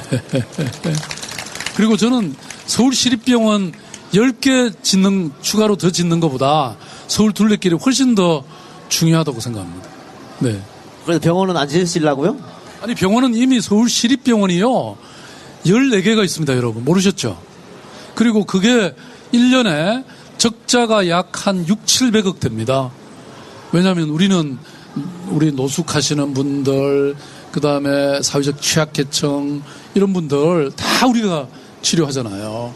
이번에 메르스 때도 사실 서울시립의료원과 이 서북병원이 제일 많이 치료했습니다. 병원이 자꾸 적자 나는데 폐원해야 되는 거 아닙니까? 네, 그런 분도 계시지만, 네, 서울시는 이거는 착한 적자라고 생각합니다. 결국은 사람이 태어나서 생로병사를 경험하는데요. 저는 돈 없어서 병원 못 가고 치료 못 받는 그런 일이 있어서 되겠습니까? 네. 이래서 저희가 질문지를 안 드리는 거예요. 질문지를 안 드리고 질문하면 원래 평소에 갖고 계신 소신이 그대로 나오지 않습니까? 정확하잖아요. 그러니까 아까 말씀 못 하셨으니까 저는 해도 되죠. 홍준표 지사는 안 돼요, 그게. 나는 살다 복지에 흑자 내겠다는 그런 얘기하는 사람들은 정말 처음 봤다. 복지는 당연히 적자가 나야 되는 거예요. 예. 아니, 복지가 흑자입니다. 그렇죠. 결국엔 네, 복지가 흑자죠. 그럼요. 복지가 결국은 저는 사람에 대한 투자고 미래에 대한 투자라고 생각하거든요. 그러니까 우리가 지금 복지 예산 과거에 비하면 많이 늘었지만 여전히 OECD 국가 중에서는 최하위입니다. 그러니까 저는 복지라는 것이 결국은 이런 어떤 사회적 통합이라든지 또 개인의 어떤 이런 최소한의 삶을 보장함으로써 그게 결국은 새로운 어떤 상상과 혁신과 창조로 이어지는 길이기 때문에 결코 그것은 낭비가 아니다. 이렇게 생각합니다. 복지 제대로 안 된 나라 치고 잘 사는 나라 보셨습니까? 네. 네. 네, 고맙습니다. 지금까지 이제 역사적 장소와 건물을 통해서 과거를 돌아봤는데요. 이번에는 사람을 통해서 한번 서울을 돌아보도록 하겠습니다. 독립운동가들도 서울에서 상당한 활약을 했었죠. 그러니까 보통 이제 만주나 상하이 이쪽에서 경성으로 침투를 해서 요인 암살 혹은 총독부의 건물 폭파 이런 것들 많이 하셨는데 그분들 삶을 좀 돌아보도록 하겠습니다. 이제에서 맨날 하던 건데 또 한 번 하지 뭐. 독립운동가 얘기 자꾸 해서 지겹고 이런 거 없지 않습니까? 그렇죠? 예. 요즘 영화 암살이 굉장히 흥행을 하고 있습니다. 1000만 명을 이제 돌파한다 이런 얘기가 있던데 시장님 보셨습니까? 예, 저도 사실 이번 주 일요일 날 지금 가서 보려고요. 아, 이번 주 일요일 날? 네, 예. 혹시 가실 분, 네. 저 손 드시는 분 나중에 여기 따로 모이세요. 심야 프로그램 있으면 여기 끝나고 나서 그냥 같이 가서 보시죠. 뭐. 네. 네. 이거 스케줄을 아까 보좌관들이 내일 심야를 본다고 그러던 것 같은데. 원래 일요일 가게 돼 있었는데요. 네. 오늘 저녁에 이거 외에는 약속이 없거든요. 그렇습니까? 꼭 보시기 바랍니다. 네. 알겠습니다. 사실 우리가 이제 의열투쟁이라고 하는 할 때 많은 분들이 경성에서 하러 가셨는데 그분들이 이제 이재명 의사 같은 분, 성남시장 말고 이재명 의사, 또 김익상 의사, 김상옥 의사, 나석주 의사, 강유구 의사 이렇게 쭉 많이 계시죠. 근데 한 번씩 다 저희 방송에서 소개를 해드렸던 분인데 오늘 한 분만 따로 소개를 해드리겠습니다. 강우규 열사에 대해서 잠깐 소개를 해드릴게요. 강우규 열사도 사실은 우리 저기 몽양 특집에서 한번 한 것 같은데, 그렇죠? 예, 나왔었죠. 예, 다시 한번 설명해드리겠습니다. 네, 강규 의사는 대한노인단이라는 조직에 있었습니다. 이분에게 있던 그 호는 왈우였고요. 이분은 이제 경술국치 이후에 50대 중반의 나이로 가산을 다 정리해가지고 식소들을 이끌고 만주로 넘어갑니다.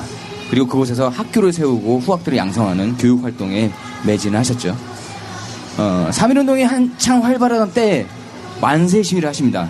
그리고 그 활동을 좀 더 극대화시키기 위해서 노인동맹단에 가입을 하고요.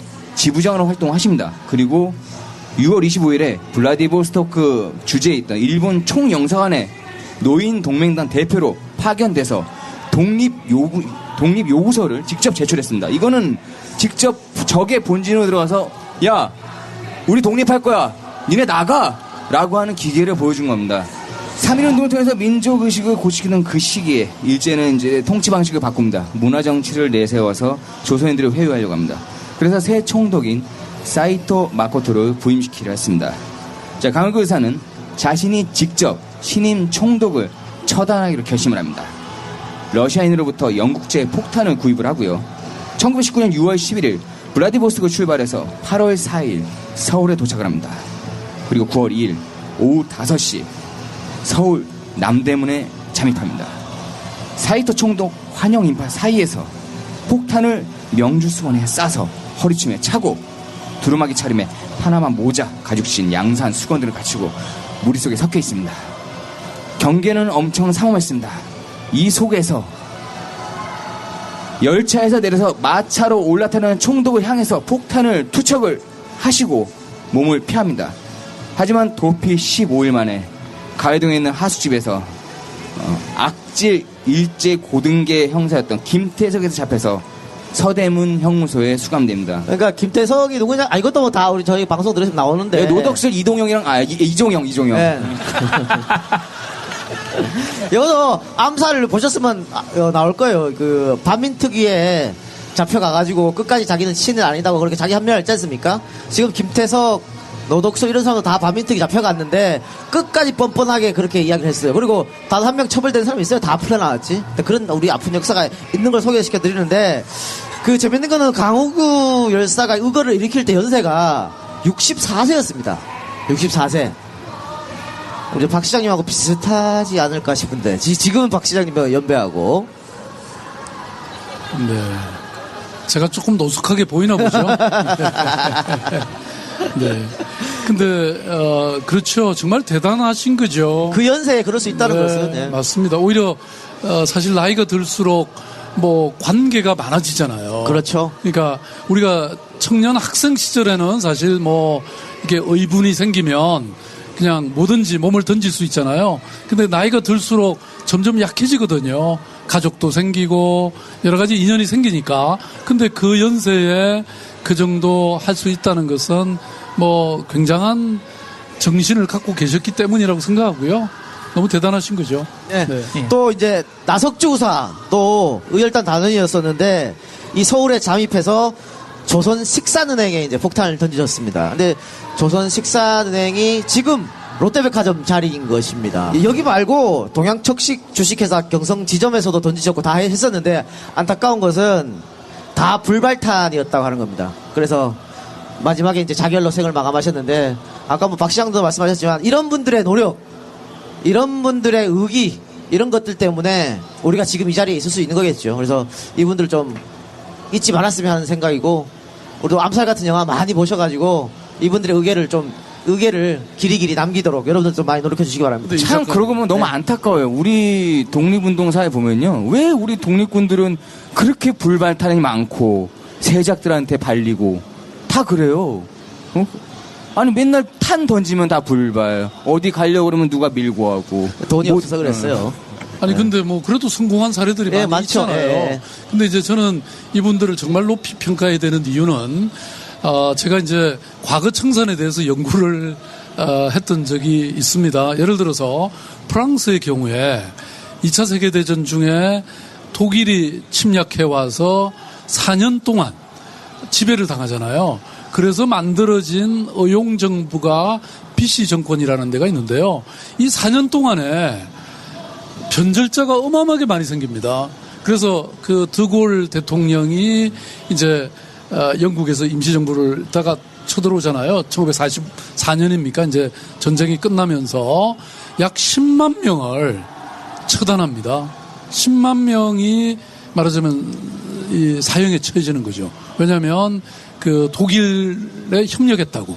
그래서 뭐 처형뿐만 아니고요. 독일에 부역한 언론인들은 그 후에 언론인으로서의 자격을 박탈당했고, 변호사들은 법조인의 자격을 박탈당하고, 심지어는 독일 병사와 잠을 잔 사실 여성들조차도 전부 머리 깎이우고요. 이렇게 거리를 돌아야 했던 이런 아주 우리가 보기에는 굉장히 심각한 그런 청산을 했죠. 그런데 생각해 보면 그 짧은 4년 안에도 그 나라가 그렇게 됐는데 우리는 36년의 지배를 그렇죠. 받았잖아요. 근데 그 사이에 그것도 끝까지 꿋꿋하게 정말 만주해서 정말 가족들이 얼마나 고생했겠습니까? 그래서 지금도 그런 말 있잖아요. 독립운동 했던 분의 자손들은 그러니까 말하자면 교육을 시킬 기회가 없었던 거죠. 교육이 뭡니까? 다 굶어 죽지 않은 것만 해도 다행이었죠. 그러니까 지금 와서 뭐 지금 최근에 와서 보니까 뭐 새로운 이런 끊임없이 왜 독립 지사들을 이렇게 뭡니까 새롭게 지정해서 보훈 대상자로 올리고 있잖아요. 근데 저는 참으로 이해가 안 가는 게 독립된 지가 70년이 됐는데 어떻게 지금까지 발굴을 하고 있습니까? 그죠? 그러니까 이게 정말 그 점은 뭐 저도 어쨌든 고위공직자의 한 사람으로서 너무나 부끄럽게 생각합니다. 그죠? 그분들은 기간 동안 예. 이 정부가 됐든 어디가 됐든 의지가 좀 약했다라고밖에 볼 수 없는 것 같은데요. 뭐 의지가 약한 것이죠. 네, 그러니까 저는 신상 필벌을 제대로 해야 다음에 우리의 역사가 그런 일이 뭐 오지 않으려는 법이 어디 있습니까? 그럴 때에 과감히 나서서 국가를 위해서, 나라를 위해서, 또 우리 사회를 위해서 기꺼이 목숨도 바치고 또 희생하고 헌신할 수 있는 사람들이 나타나는 거 아니겠습니까? 아니 이렇게 좋은 일을 하면 다 손해본다고 하면 누가 하겠냐는 거죠. 네. 지금 이 자리를 빌어서 저기 재수 씨한테 한마디 하겠습니다. 재수 씨, 우리 동영이가 좀 막 노는 것 같지만 지금 가족과 자식이 있는데도 불구하고 열심히 하는 거니까 조금 이해 좀 많이 해줬으면 좋겠어요. 네. 그래요. 예. 제가 보기에는 우리 이 박사님이나 이 작가님 또 저 세장님 같은 분도 사실은 독립운동가예요. 그럼요. 왜냐하면 여기 독립운동하는 마음을 한다니까. 네, 제가 보기엔 뭐 생기는 거 별로 없잖아요. 근데 사실 우리 사회에 독립운동하는 분들이 많으세요. 시민운동 한다거나 사회운동 하는 분들은요. 사실 저도 오래 해봤지만 뭘 위해서 하는 게 아니거든요. 그런 거 할 것 같으면 이미 다 기업에 들어가거나 뭐 다 돈 버는 방법을 생각했겠죠. 근데 이렇게 열심히 하는 분들 여러분 많이 좀 그 단체 회원도 돼 주시고요. 오늘 한번 여기 뭐 클릭하면 뭐 좀 도움이 되나요? 들어가서 한번 다운 받으면. 그런 거 안 하셔도 됩니다. 이럴 때 좀 도와드리려고 했더니 안 제가. 도와주셔도 됩니다. 저희가 알아서 하겠습니다. 아니 시장님이랑 방송을 하니까 시장님 또 댁 앞마당이잖아요. 아까 말씀하실 때 뭐 생기는 거 아무것도 없죠 할 때 원래 EJ식이면 B도 없어가 나와요. 근데 오늘 막 미치겠어요. 뭐도 못하니까. 그래요. 우리를 도와주시려면 다음에 우리 앞마당으로 한번 오시기 바랍니다. 예. 그래서 우리 마음대로 막 하게. 예전에 시장님께서 시장님과 관련해서 인터넷에 웬 글이 하나 올라갔어요. 제목이 예전에 김구 선생을 테러리스트라고 한 적이 있어. 내가 그랬어. 란 제목이고 작성자가 원조 개새끼. 예. 그렇게 돼 있네요. 인권을 주제로 한 교양 수업이 있었는데 팔레스타인 테러리스트들을 옹호하면서 독립투쟁하는 팔레스타인 테러리스트들과 김구 선생과 뭐가 다르냐는 내용의 발제를 이 글 쓴 사람이 했다고 그래요. 그래서 그랬더니 당시 담당 교수께서 반론이 없는지 물어보신 후에 학생들을 쭉 둘러보더니 이렇게 설명을 했다고 그래요. 팔레스타인 테러리스트들은 무고한 민간인을 대상으로 저질렀기 때문에 테러리스트지만 김구 선생은 무장 경호를 받는 적국의 관료나 군인들만 상대했기 때문에 테러리스트와는 확연하게 구분이 된다. 여기서 테러에 대한 정확한 정의와 테러와 의거의 구분이 나오겠죠. 그때 당시 인권 교양 수업을 하셨던 그 교수께서 지금 서울시장이 되셨다는. 아니 근데 사실은 그 어떤 학생이 그런 것까지 다 올렸어요. 근데 그 얘기는 조금 틀린 얘기고요. 저는 그 팔레스타인 해방기구의 사례와 사실 우리 독립운동했던 임시정부의 사례가 사실은 참 유사함이 있다는 걸 제가 설명을 했던 것이고요.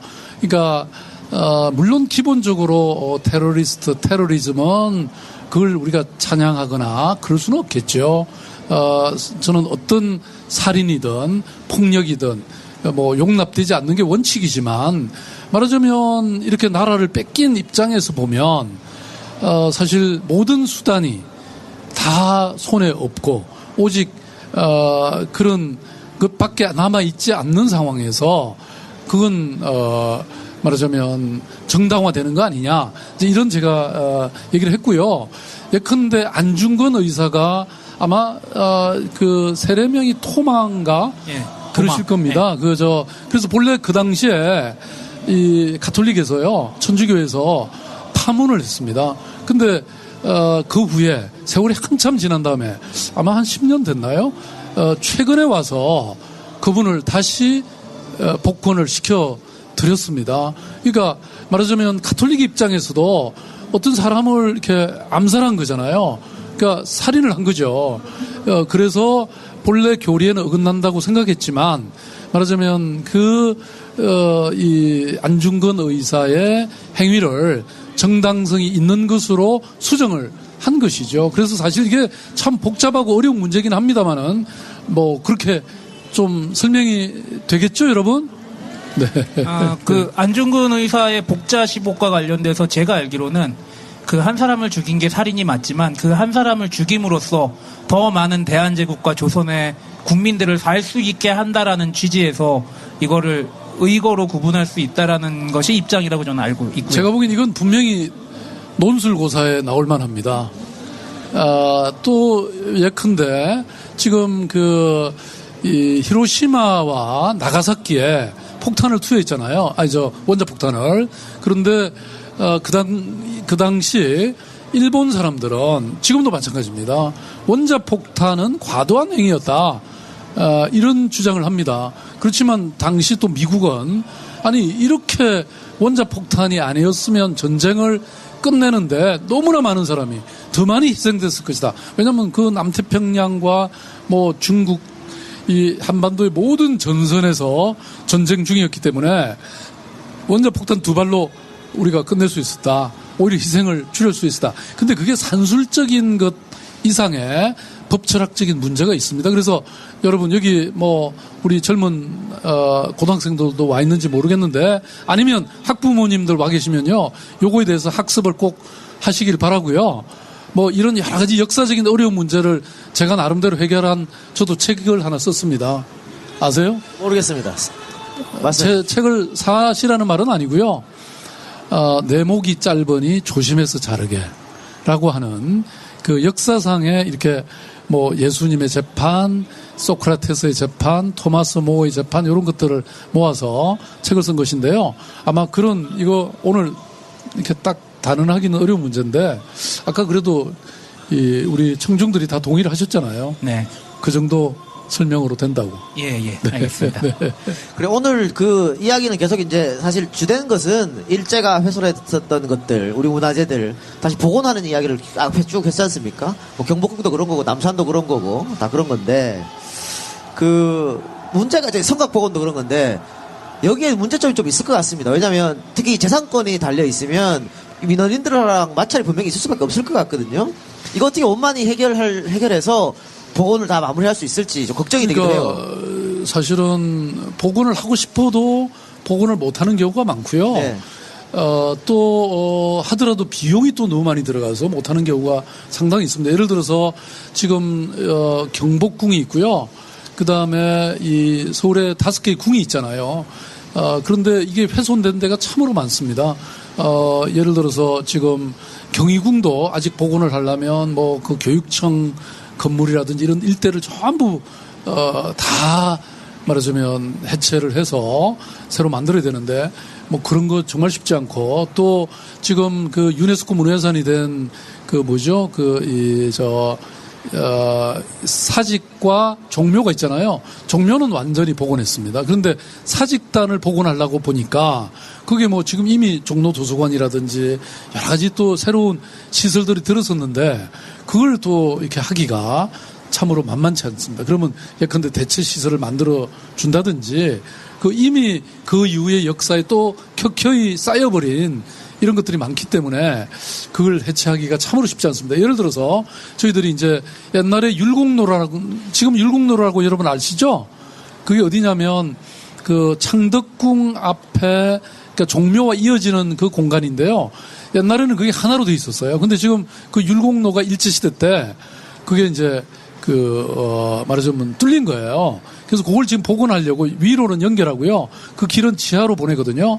근데 이제 그 기회에 저희들이 그 창덕궁 앞에 지금 도나문이죠. 도나문이 있는데 그 앞이 너무 좁고 궁궐의 위험을 지키기가 너무 어렵습니다. 그래서 저희들이 길을 이렇게 직선이 아니고 그걸 이렇게 약간 돌리면서 앞에 이 도나문 앞을 제법 열병식도 하고 그럴 수 있게 이렇게 지금 하기 위해서 복원을 하고 있거든요. 그러려니까 길을 이렇게 또 뚫으려니까 그 앞에 있는 주유소 2개가 있는데 그걸 또 다 매입해 넣게 되고 뭐 이런 여러 가지 복잡한 과정을 거쳐야 되고요. 그다음에 저희들이 지금 중앙정부 요청하고 있는 게 경복궁도 마찬가지입니다. 경복궁 앞이 사실 한 나라의 왕궁의 이 정궁의 이 위상에 걸맞지 않게 너무 그게 작습니다. 그래서 광화문의 그 앞에 길을 이렇게 돌리고 그 월대라고 하는데요. 그 길을 제대로 복원해 줘야 되거든요. 그래서 그걸 저희들은 하자. 그리고 지금 이 광화문 광장이 완전히 이 중앙 차선. 버스 중앙차로인가요? 이렇게 돼 있잖아요. 거대한 말하자면 중앙분리대처럼 돼 있잖아요. 그래서 이걸 이쪽으로 붙이자. 세종문화회관 쪽으로. 찾길은 오히려 오른쪽으로 이렇게 합치고 이렇게 하자고 하는데요. 그렇게 되면 그야말로 제대로 된 광장처럼 되는 거죠. 그래서 노무현 정부 참여정부 마지막에 이게 검토돼서 교통으로도 큰 문제가 없다고 하는 결론이 그때 났대요. 그 성효상 씨라는 건축가의 말에 따르면. 그래서 지금 이렇게 하자고 저희들이 제안을 했는데 아직 안 받아들여지고 있습니다. 근데 아까 말씀하신 것처럼 율곡로 이야기도 그랬고요. 지금 광장 이야기도 그렇고요. 문화적 가치나 그것에 대해서 동의하는 분들이 많이 있겠지만 서울시가 또 워낙에 교통난에 또 취약하잖아요. 이거에 또 엄청난 또 민원이 들어올 거 아닙니까? 제가 이렇게 전 세계의 여러 도시들을 돌아보면서 내린 결론은요. 도심 한가운데는 차 갖고 왔다가는 큰일 난다. 이런 생각이 들게 만들어요. 네. 아니, 왜냐하면 그 대신 대중교통은 굉장히 편리하게 해주고요. 보행 친화도시를 만드는 게 핵심입니다. 뉴욕의 그 맨하탄의 타임스퀘어. 그게 얼마나 복잡한 곳입니까? 그거 차도를 싹 부숴버리고요. 인도 만들고 광장을 만들었습니다. 그 다음에 파리의 세느강에 이게 자동차 고속도로가 있었거든요. 그 인도교로 완전히 만들어버렸습니다. 런던에 한번 차 갖고 가보세요. 시내 한가운데. 런던도 매우 머리가 아프게 되어 있죠. 그럼요. 그래서 아예 시내 한가운데는 차 갖고 오지 마라. 여기 사실 지하철이 나름대로 잘 돼 있잖아요. 시청광장역, 시청역, 여기 광화문역, 종로 이산가역, 여기 을지로 입구역, 다 있잖아요. 얼마든지 걸으면 되죠. 우리나라 사람들이 걷는데 너무 저거예요. 제가 사실 시장 되고 나서는 잘 못 걸으니까 요새 산에 가면 힘들거든요. 옛날 변호사 할 때, 시민운동 할 때요. 쌔딱 메고 맨날 걸어 다니니까 제가 지리산 다람쥐였습니다. 이 작가 잘 들어. 걷는 건 건강에 좋아요. 그리고 이게 걷는 게 또 하나 좋은 게 이게 상가가 살아납니다. 왜냐하면 회사에서 또는 자기 일 딱 보고 집에까지 가버리면요. 그 구멍가게들이 다 망합니다. 그러니까 지역 상권을 살리려면 걸어 다녀야 됩니다. 옛날에 기억 안 나세요? 역에서 내려갖고 집에 이렇게 들어가는 과정에서 뭐 꽃도 한 송이 사가고 제가 사실은 지하철역에서 딱 내리니까요. 우리 아파트 걸어가는데 꽃 가게가 있는 거예요. 그 아줌마가 저를 알아보고 인사를 하니까 제가 할 수 없이 꽃을 샀어요. 네, 그래가지고요. 집사람은 자기를 위해서 사온 줄 알고 너무 좋아했는데 이 방송은 안 들어야 되겠네. 네, 네. 그 시장님 대중교통 자주 이용하십니까? 요새는 자주는 이용은 못 하는데요. 뭐 옛날에는 정말 완전히 뭐 BMW였죠. 네. BMW가 뭡니까? 예? 버스, 그다음에 메트로, 그다음에 워크. 예. 그 여기 계신 분들 오늘 거의 아마 대중교통으로 오신 것 같은데, 그죠? 예. 차 댈 데도 없어요. 예. 그래서 이분들은 대중교통 많이 이용하시는 분이니까. 예. 그럼 이제 슬슬 좀 이제 마무리해야 될 시간인데, 현장에 계신 오늘 오신 분들 질문 박원순 시장님한테 딱 한 두 분만 받아볼게요. 오늘 지금요 이 작가가 진짜로 원고대로 진행을 하나도 안 해가지고 돌아버리겠어요. 지금 페이지 하나도 안 넘기고 있어요 지금 저희도. 없습니까? 찬스인데? 네! 제가 마이크 갖다 드릴게요. 네. 너 예쁜 여성에게 접근하기 위한 꼼수 아니니? 네, 시장님 안녕하세요. 저는 고양시에서 온 김예린이라고 합니다. 서울시청 참 옛날에 보궐선거 하셨을 때 그때 그 시장이었던 세훈 씨 방패를 외친 게 엊그제 같은데 이게 다시 와서 정말 좋고 제가 질문 드리고 싶은 건 그 아까 북한 관계에 대해 말씀하셨는데 이제 서울에서 고양시로 거주한 지 10년이 넘어가거든요. 그래서 좀 북한 문제에 대해 많이 생각하고 있는데 좀 일단 정부는 잘 모르겠고 이제 시장님이 개성이나 이런 국가 뭐 자매 결연이나 이런 걸 해서 좀 서울시 차원에서 그런 통로를 뚫을 뭐 문화 교류라든지 그런 게 있는지 궁금합니다. 예, 김예린 씨 정말 이런 위대한 시민들이 위대한 대한민국을 만듭니다, 여러분. 박수 한번 보내주시죠. 그 말씀처럼 서울시도 평양, 우리는 이제 아무래도 평양이 이제 자매 도시가 돼야 되겠죠. 그래서 여러분 잘 아시는 그 경평전이라고 해서 옛날 일제강점기 때부터 벌써 축구대회 있었죠. 축구대회가 있었죠. 그래서 그거 복원하자. 그 다음에 그 남북한 이 평양과 서울에 오케스트라 협연을 좀 하자. 그 외에도 평양도 굉장히 역사적인 도시잖아요. 그 평양성 같은 거를 복원해서 우리 서울 한양도성을 유네스코 문화유산으로 등재하는 것을 함께 연구한다든지 또 요거는 개성에 있는 모양이던데요. 서울에 지금 성균관 있잖아요. 이게 지금 많이 훼손됐어요. 그래서 북한 그 개성에 있는 국자감과 함께해서 또 이게 제가 하노이에 가니까 하노이의 국자감이 잘 돼 있더라고요. 보존이 잘 돼 있더라고요. 그래서 요걸 합쳐서 뭐 이 유네스코에 등재를 하자. 뭐 예컨대 이런 사업들을 이제 이렇게 저렇게 패키지로 제안을 하고 있는데 워낙 이게 정부 간 사이가 이렇게 악화되어 있기 때문에 저희들이 뭐 이렇게 제대로 안 되는 것 같아요. 그래서 참 안타깝고 그렇죠. 제가 독일을 보니까요. 독일의 경우에는 이 통일이 되기 전에 예컨대 이 베를린의 시장이 이름이 몬퍼라는 시장인데요. 이분 제가 인터뷰를 같이 해보니까 동독에 넘어가서 매년 가서 회의를 했대요. 그래서 수도나 이런 가스관이나 이런 도로나 이런 걸 어떻게 연결하고 어떻게 서로 공유할지 이런 것에 대해서 참으로 많은 회의도 하고 협력도 했더라고요. 독일 통일이 우연히 하루아침에 이루어진 게 아닙니다. 이게 긴 세월 동안 그런 정말 노력에 의해서 된 거거든요. 제가 오늘 아까 말씀하신 동북아시아 평화회의 거기서 제가 그런 얘기 했는데요. 브란트 수상이 이런 얘기를 했습니다. 내가 그 버스가 오기를 기다리고 있다가는 그 버스가 안 오면 영원히 내가 목적지에 도달할 수가 없다. 그런데 지금부터 걷기 시작하면 언젠가는 도달할 수 있다. 그래서 시작한 게 동방정책이고요. 이게 정권이 아무리 바뀌어도 이 동방정책은 지속이 됐습니다. 여러분 잘 아시는 여러 그 수상이나 대통령들이 정당이 바뀌어도 이 동방정책은 끝까지 폈기 때문에 제가 독일을 가보니까요. 저는 놀라웠던 것은 동독 시민들이 서독의 TV를 분단되는 날부터 통일될 때까지 다 봤던 거예요. 동독 정권이 왜 서독의 TV를 보게 해줬겠어요. 그것은 끊임없는 이런 협력과 교류와 지원이 있었기 때문이거든요. 저는 통일을 해내려면 이런 정도 통이 있어야 된다. 저는 그렇게 생각하고 있습니다.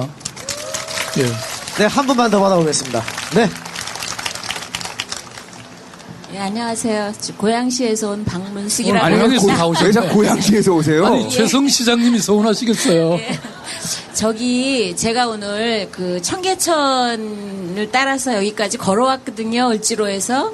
근데 오다가 보니까 외국 사람들도 청계천을 굉장히 많이 찾고 그다음에 어린 아이들이 그 청계천 물에 발도 담그고 이렇게 놀고 있던데 보는 그런 이렇게 보이는 전경들보다 냄새가 너무 많이 나서 좀 지나갈 때 불쾌했어요. 근데 그걸 또 저만 느끼는 게 아니라 외국 사람들이 많다 보니까 약간 좀 부끄러운 생각도 들고 그런데 그 청계천에 대한 그 원래 취지대로 그 산에서 나오는 그 물을 자연스럽게 이어서 이렇게 냄새 나지 않는 그런 그 천으로 복원하실 계획은 없으신지. 예. 예, 굉장히 중요한 말씀을 하셨는데요. 그 생각은 있죠. 그리고 저희들이 청계천 시민위원회라는 걸 제가 취임하자마자 만들어가지고요. 거기서, 청계천을 온전하게 제대로 복원하는 마스터 플랜을 만들었습니다. 2050년까지 계획인데요. 제가 아까 말씀드렸잖아요. 오래 하겠다고. 근데 그 2050년 계획 안에는 그게 다 들어 있습니다. 생태성을, 자연성을 회복하는 것. 두 번째는 접근성을 강화하는 것.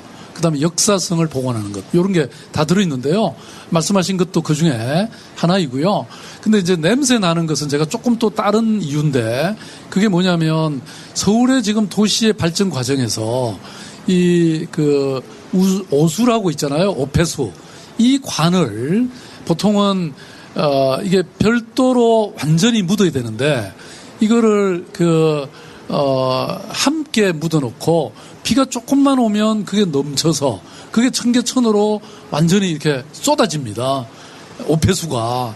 그래서 그걸 해결하려고 제가 무진 이렇게 고민을 했는데, 다 하려고 하니까 40조가 들더라고요. 왜냐하면 그거는 완전히 별도의 관을 다 묻어야 되기 때문에. 그래서 방법을 고민하다가 일단 냄새를 없애자. 그래서 그 냄새는 없애는 방법을 저희들이 찾아서, 물론 그것도 비용이 많이 들어가는데요. 정화조에서 이 하수관거로 갈 때 거기서 냄새를 없애는 방법을 저희들이 개발해서 그걸 연차적으로 시행을 하려고 합니다. 그래서 제가 지난번에 서울에서 악취와 그 다음에 빛공해와 소음공해를 추방하겠다. 그 세 가지 그걸 발표를 했거든요. 인터넷 들어가시면 아마 다 나와 있을 겁니다. 네. 최선을 다해서 하겠습니다. 네. 그 들어가는 비용 40조는 도곡동 가서 받아야겠습니다. 그리고 고양 시민 여러분들이 질문을 많이 하셨는데, 부러우시면 경기도지사 잘 뽑으셨어야죠. 그래요. 알겠습니다. 지금 제가 여기서는 잘 안 보이거든요. 끝이. 내려가서 보니까 아까보다 훨씬 많으셨네. 네. 저 뒤까지 쫙 가득 찼네요. 역시 박 시장님의 위력이라고 보여집니다. 여기가 전체가 아까 의자가 대충 깔린 게 만석이라고 그랬어요. 예. 만석인데 지금 반 정도 찼으니까 에이 설마. 그래요. 알겠습니다. 어느덧 이제 시간이 다 돼서 마지막 질문 좀 드려볼게요. 전 세계로 이 1000만이 넘는 메가시티가 상당히 많지 않습니까? 많은데, 시장님은 당연히 서울시장이니까, 이 서울시를 한국의 랜드마크로 만들고 싶을 거고, 또, 다른 메가시티보다 더더욱 뛰어난 도시, 또 살기 좋은 도시로 만들고 싶을 텐데, 나만의 국정 철학이 아니지. 야. 자꾸 틀릴 거지 뭐. 국정 철학이 아니고, 시정 철학. 죄송합니다. 나만의 시정 철학, 좀 이야기해 주시기 바랍니다. 예. 아니면 앞으로 어떻게 하겠다는 포부도 좋고. 네. 아주 정신이 하나도 없네요. 그런 말씀 하시니까. 사실 서울시가 여러분 상상하시듯이 이 일제강점기에서 독립해서 그 다음에 이 한국 전쟁으로부터 엄청난 파괴를 당하고 그리고 근대화의 과정 속에서 그냥 엄청나게 우리의 유산과 역사가 또 잘려나가고 그리고 지금 오늘에 이르렀는데요. 근데 이제 그래도 또 인구가 1000만이 넘고 그리고 저는 역대 시장들이 나름대로는 그래도 최선을 다했다고 생각합니다. 그래서 지금 현재로서는 서울시가 여러 기준에서 세계 10대 도시 안에 드는 경우가 많습니다. 제가 이렇게 서울시의 위상을 이렇게 외국에 나가보면 느끼게 되긴 하거든요. 근데 저는 우리 서울시 직원들한테 이렇게 얘기합니다. Good to great. 지금도 좋지만 저는 훨씬 더 위대한 도시가 돼야 된다. 그것은 아까 말씀드렸던 3가지 랜드마크도 있고 저는 그리고 이런 어떤 물질적인 풍요로움이나 이런 외형적인 어떤 건축물이나 이런 걸 넘어서서 정말 서울에 사는 시민이 정말 위대한 어떤 영혼과 그런 어떤 인생의 완성과 그리고 이런 정말 온 세계 사람들과 함께 할 수 있는 이런 것을 갖추는 이런 도시야말로 위대한 도시가 된다. 지금 우리가 대표 도서관으로 만들어 놨잖아요. 저는 우리가 책 읽는 도시, 시의 도시, 인문학의 도시, 평생 학습의 도시. 제가 이런 걸 굉장히 많이 강조하고 있는데요. 저는 이런 것들도 함께 부과가 돼야지 서울시가 정말 미래가 있는 그런 도시가 되지 않을까 이런 생각을 제가 하고 있고요. 그래서 그런 프로젝트도 저희들이 많이 하고 있는데요. 앞으로 제가 여기 아까 말씀드렸던 여기 하나뿐만 아닙니다. 여러분 여기 지금 도서관 건물 5층 가시면요. 시민들이 누구나 가서 즐길 수 있게 공원에 있습니다. 여기 시민청 지하 1층, 2층 가시면요. 누구나 가서 즐기고 공연하고 또 장터도 열고 강의도 듣고 또 결혼식도 할 수 있는 그런 곳입니다. 또 제가 비밀을 하나만 더 말씀드리고 저도 끝낼게요. 요 건물 있죠? 지금 경동대학교라고 써인 저 뒷건물이 옛날 검찰청 청사였는데 저게 서울시 별관입니다. 저기 13층에 가시면요. 여러분이 혹시 부부싸움을 하시면 오늘 부부싸움 얘기를 자꾸 하네. 화해하시려면 저기 모시고 가십시오. 저기 가면 너무 전망이 좋습니다. 한눈에 정동이 다 보이고요. 북악산과 인왕산이 다 보입니다. 제가 시장으로서 처음에는 저기 시장실에 있었거든요. 너무나 아름다워요. 근데 저는 바빠서 볼 시간이 없어요. 시민들을 위해서 이거는 개방해야 된다. 그래서 이렇게 그냥 알게 모르게 조금씩 서울을 변화시키고 있는데 여러분 그거 느끼시죠? 네, 앞으로도 계속 잘할게요. 네. 예, 역시 투표가 세상을 바꾼다라는 것을 일단 서울시에서 좀 보여주셨으니까 다음번에는 구청장 하신다고요? 네, 저희는 기대를 하도록 하겠습니다. 저희의 기대 다 기대하시죠? 그럼 기대하는 뜨거운 박수 한번 보내주셔야죠. 네. 13층에 13층에 카페인가요? 뭔가요? 13층이 카페인가요? 뭔가요? 예, 저 전망대인데요. 전망대요? 카페도 있고 관광 상품도 팔고 그러는데 이렇게 창가 자리가 아주 굉장히 좋습니다. 네. 알겠습니다. 지금 평소에 사람들이 아직은 잘 몰라가지고요. 안 오고 있는데 한번 가보시면 너무 좋을 겁니다.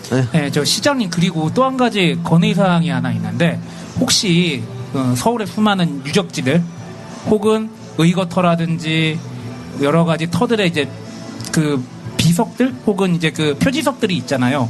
거기 혹시 QR 코드 같은 게 다 돼 있습니까? 지금 그거 하고 있고요. 예. 지금 앱으로 다 관광할 수 있게 그렇게 하고 있고. 근데 이제 표지석 자체는 제가 보니까 그냥 화강암으로 이렇게 떡 아무 재미없이 하나 세워놨잖아요. 그래서 그런 것도 전부 스토리텔링도 하고 좀 예쁘고 좀 다 각양각색으로 만들 준비를 하고 있습니다. 아, 예, 알겠습니다. 이거 뭐 다양하게 하시네, 정말. 예, 다양하게 하세요. 그럼요. 제가 또 물어보세요. 알겠습니다. 그러면 여기서 특별히 마련된 우리 박원순 시장님 함께하는 광복 70주년 EJ 특집 콘서트를 마치기로 하겠습니다. 여러분들 정말 이 뜨거운 날 많이들 와주셔서 너무 감사드리고 조심히 돌아가시기 바랍니다. 고맙습니다. 고맙습니다.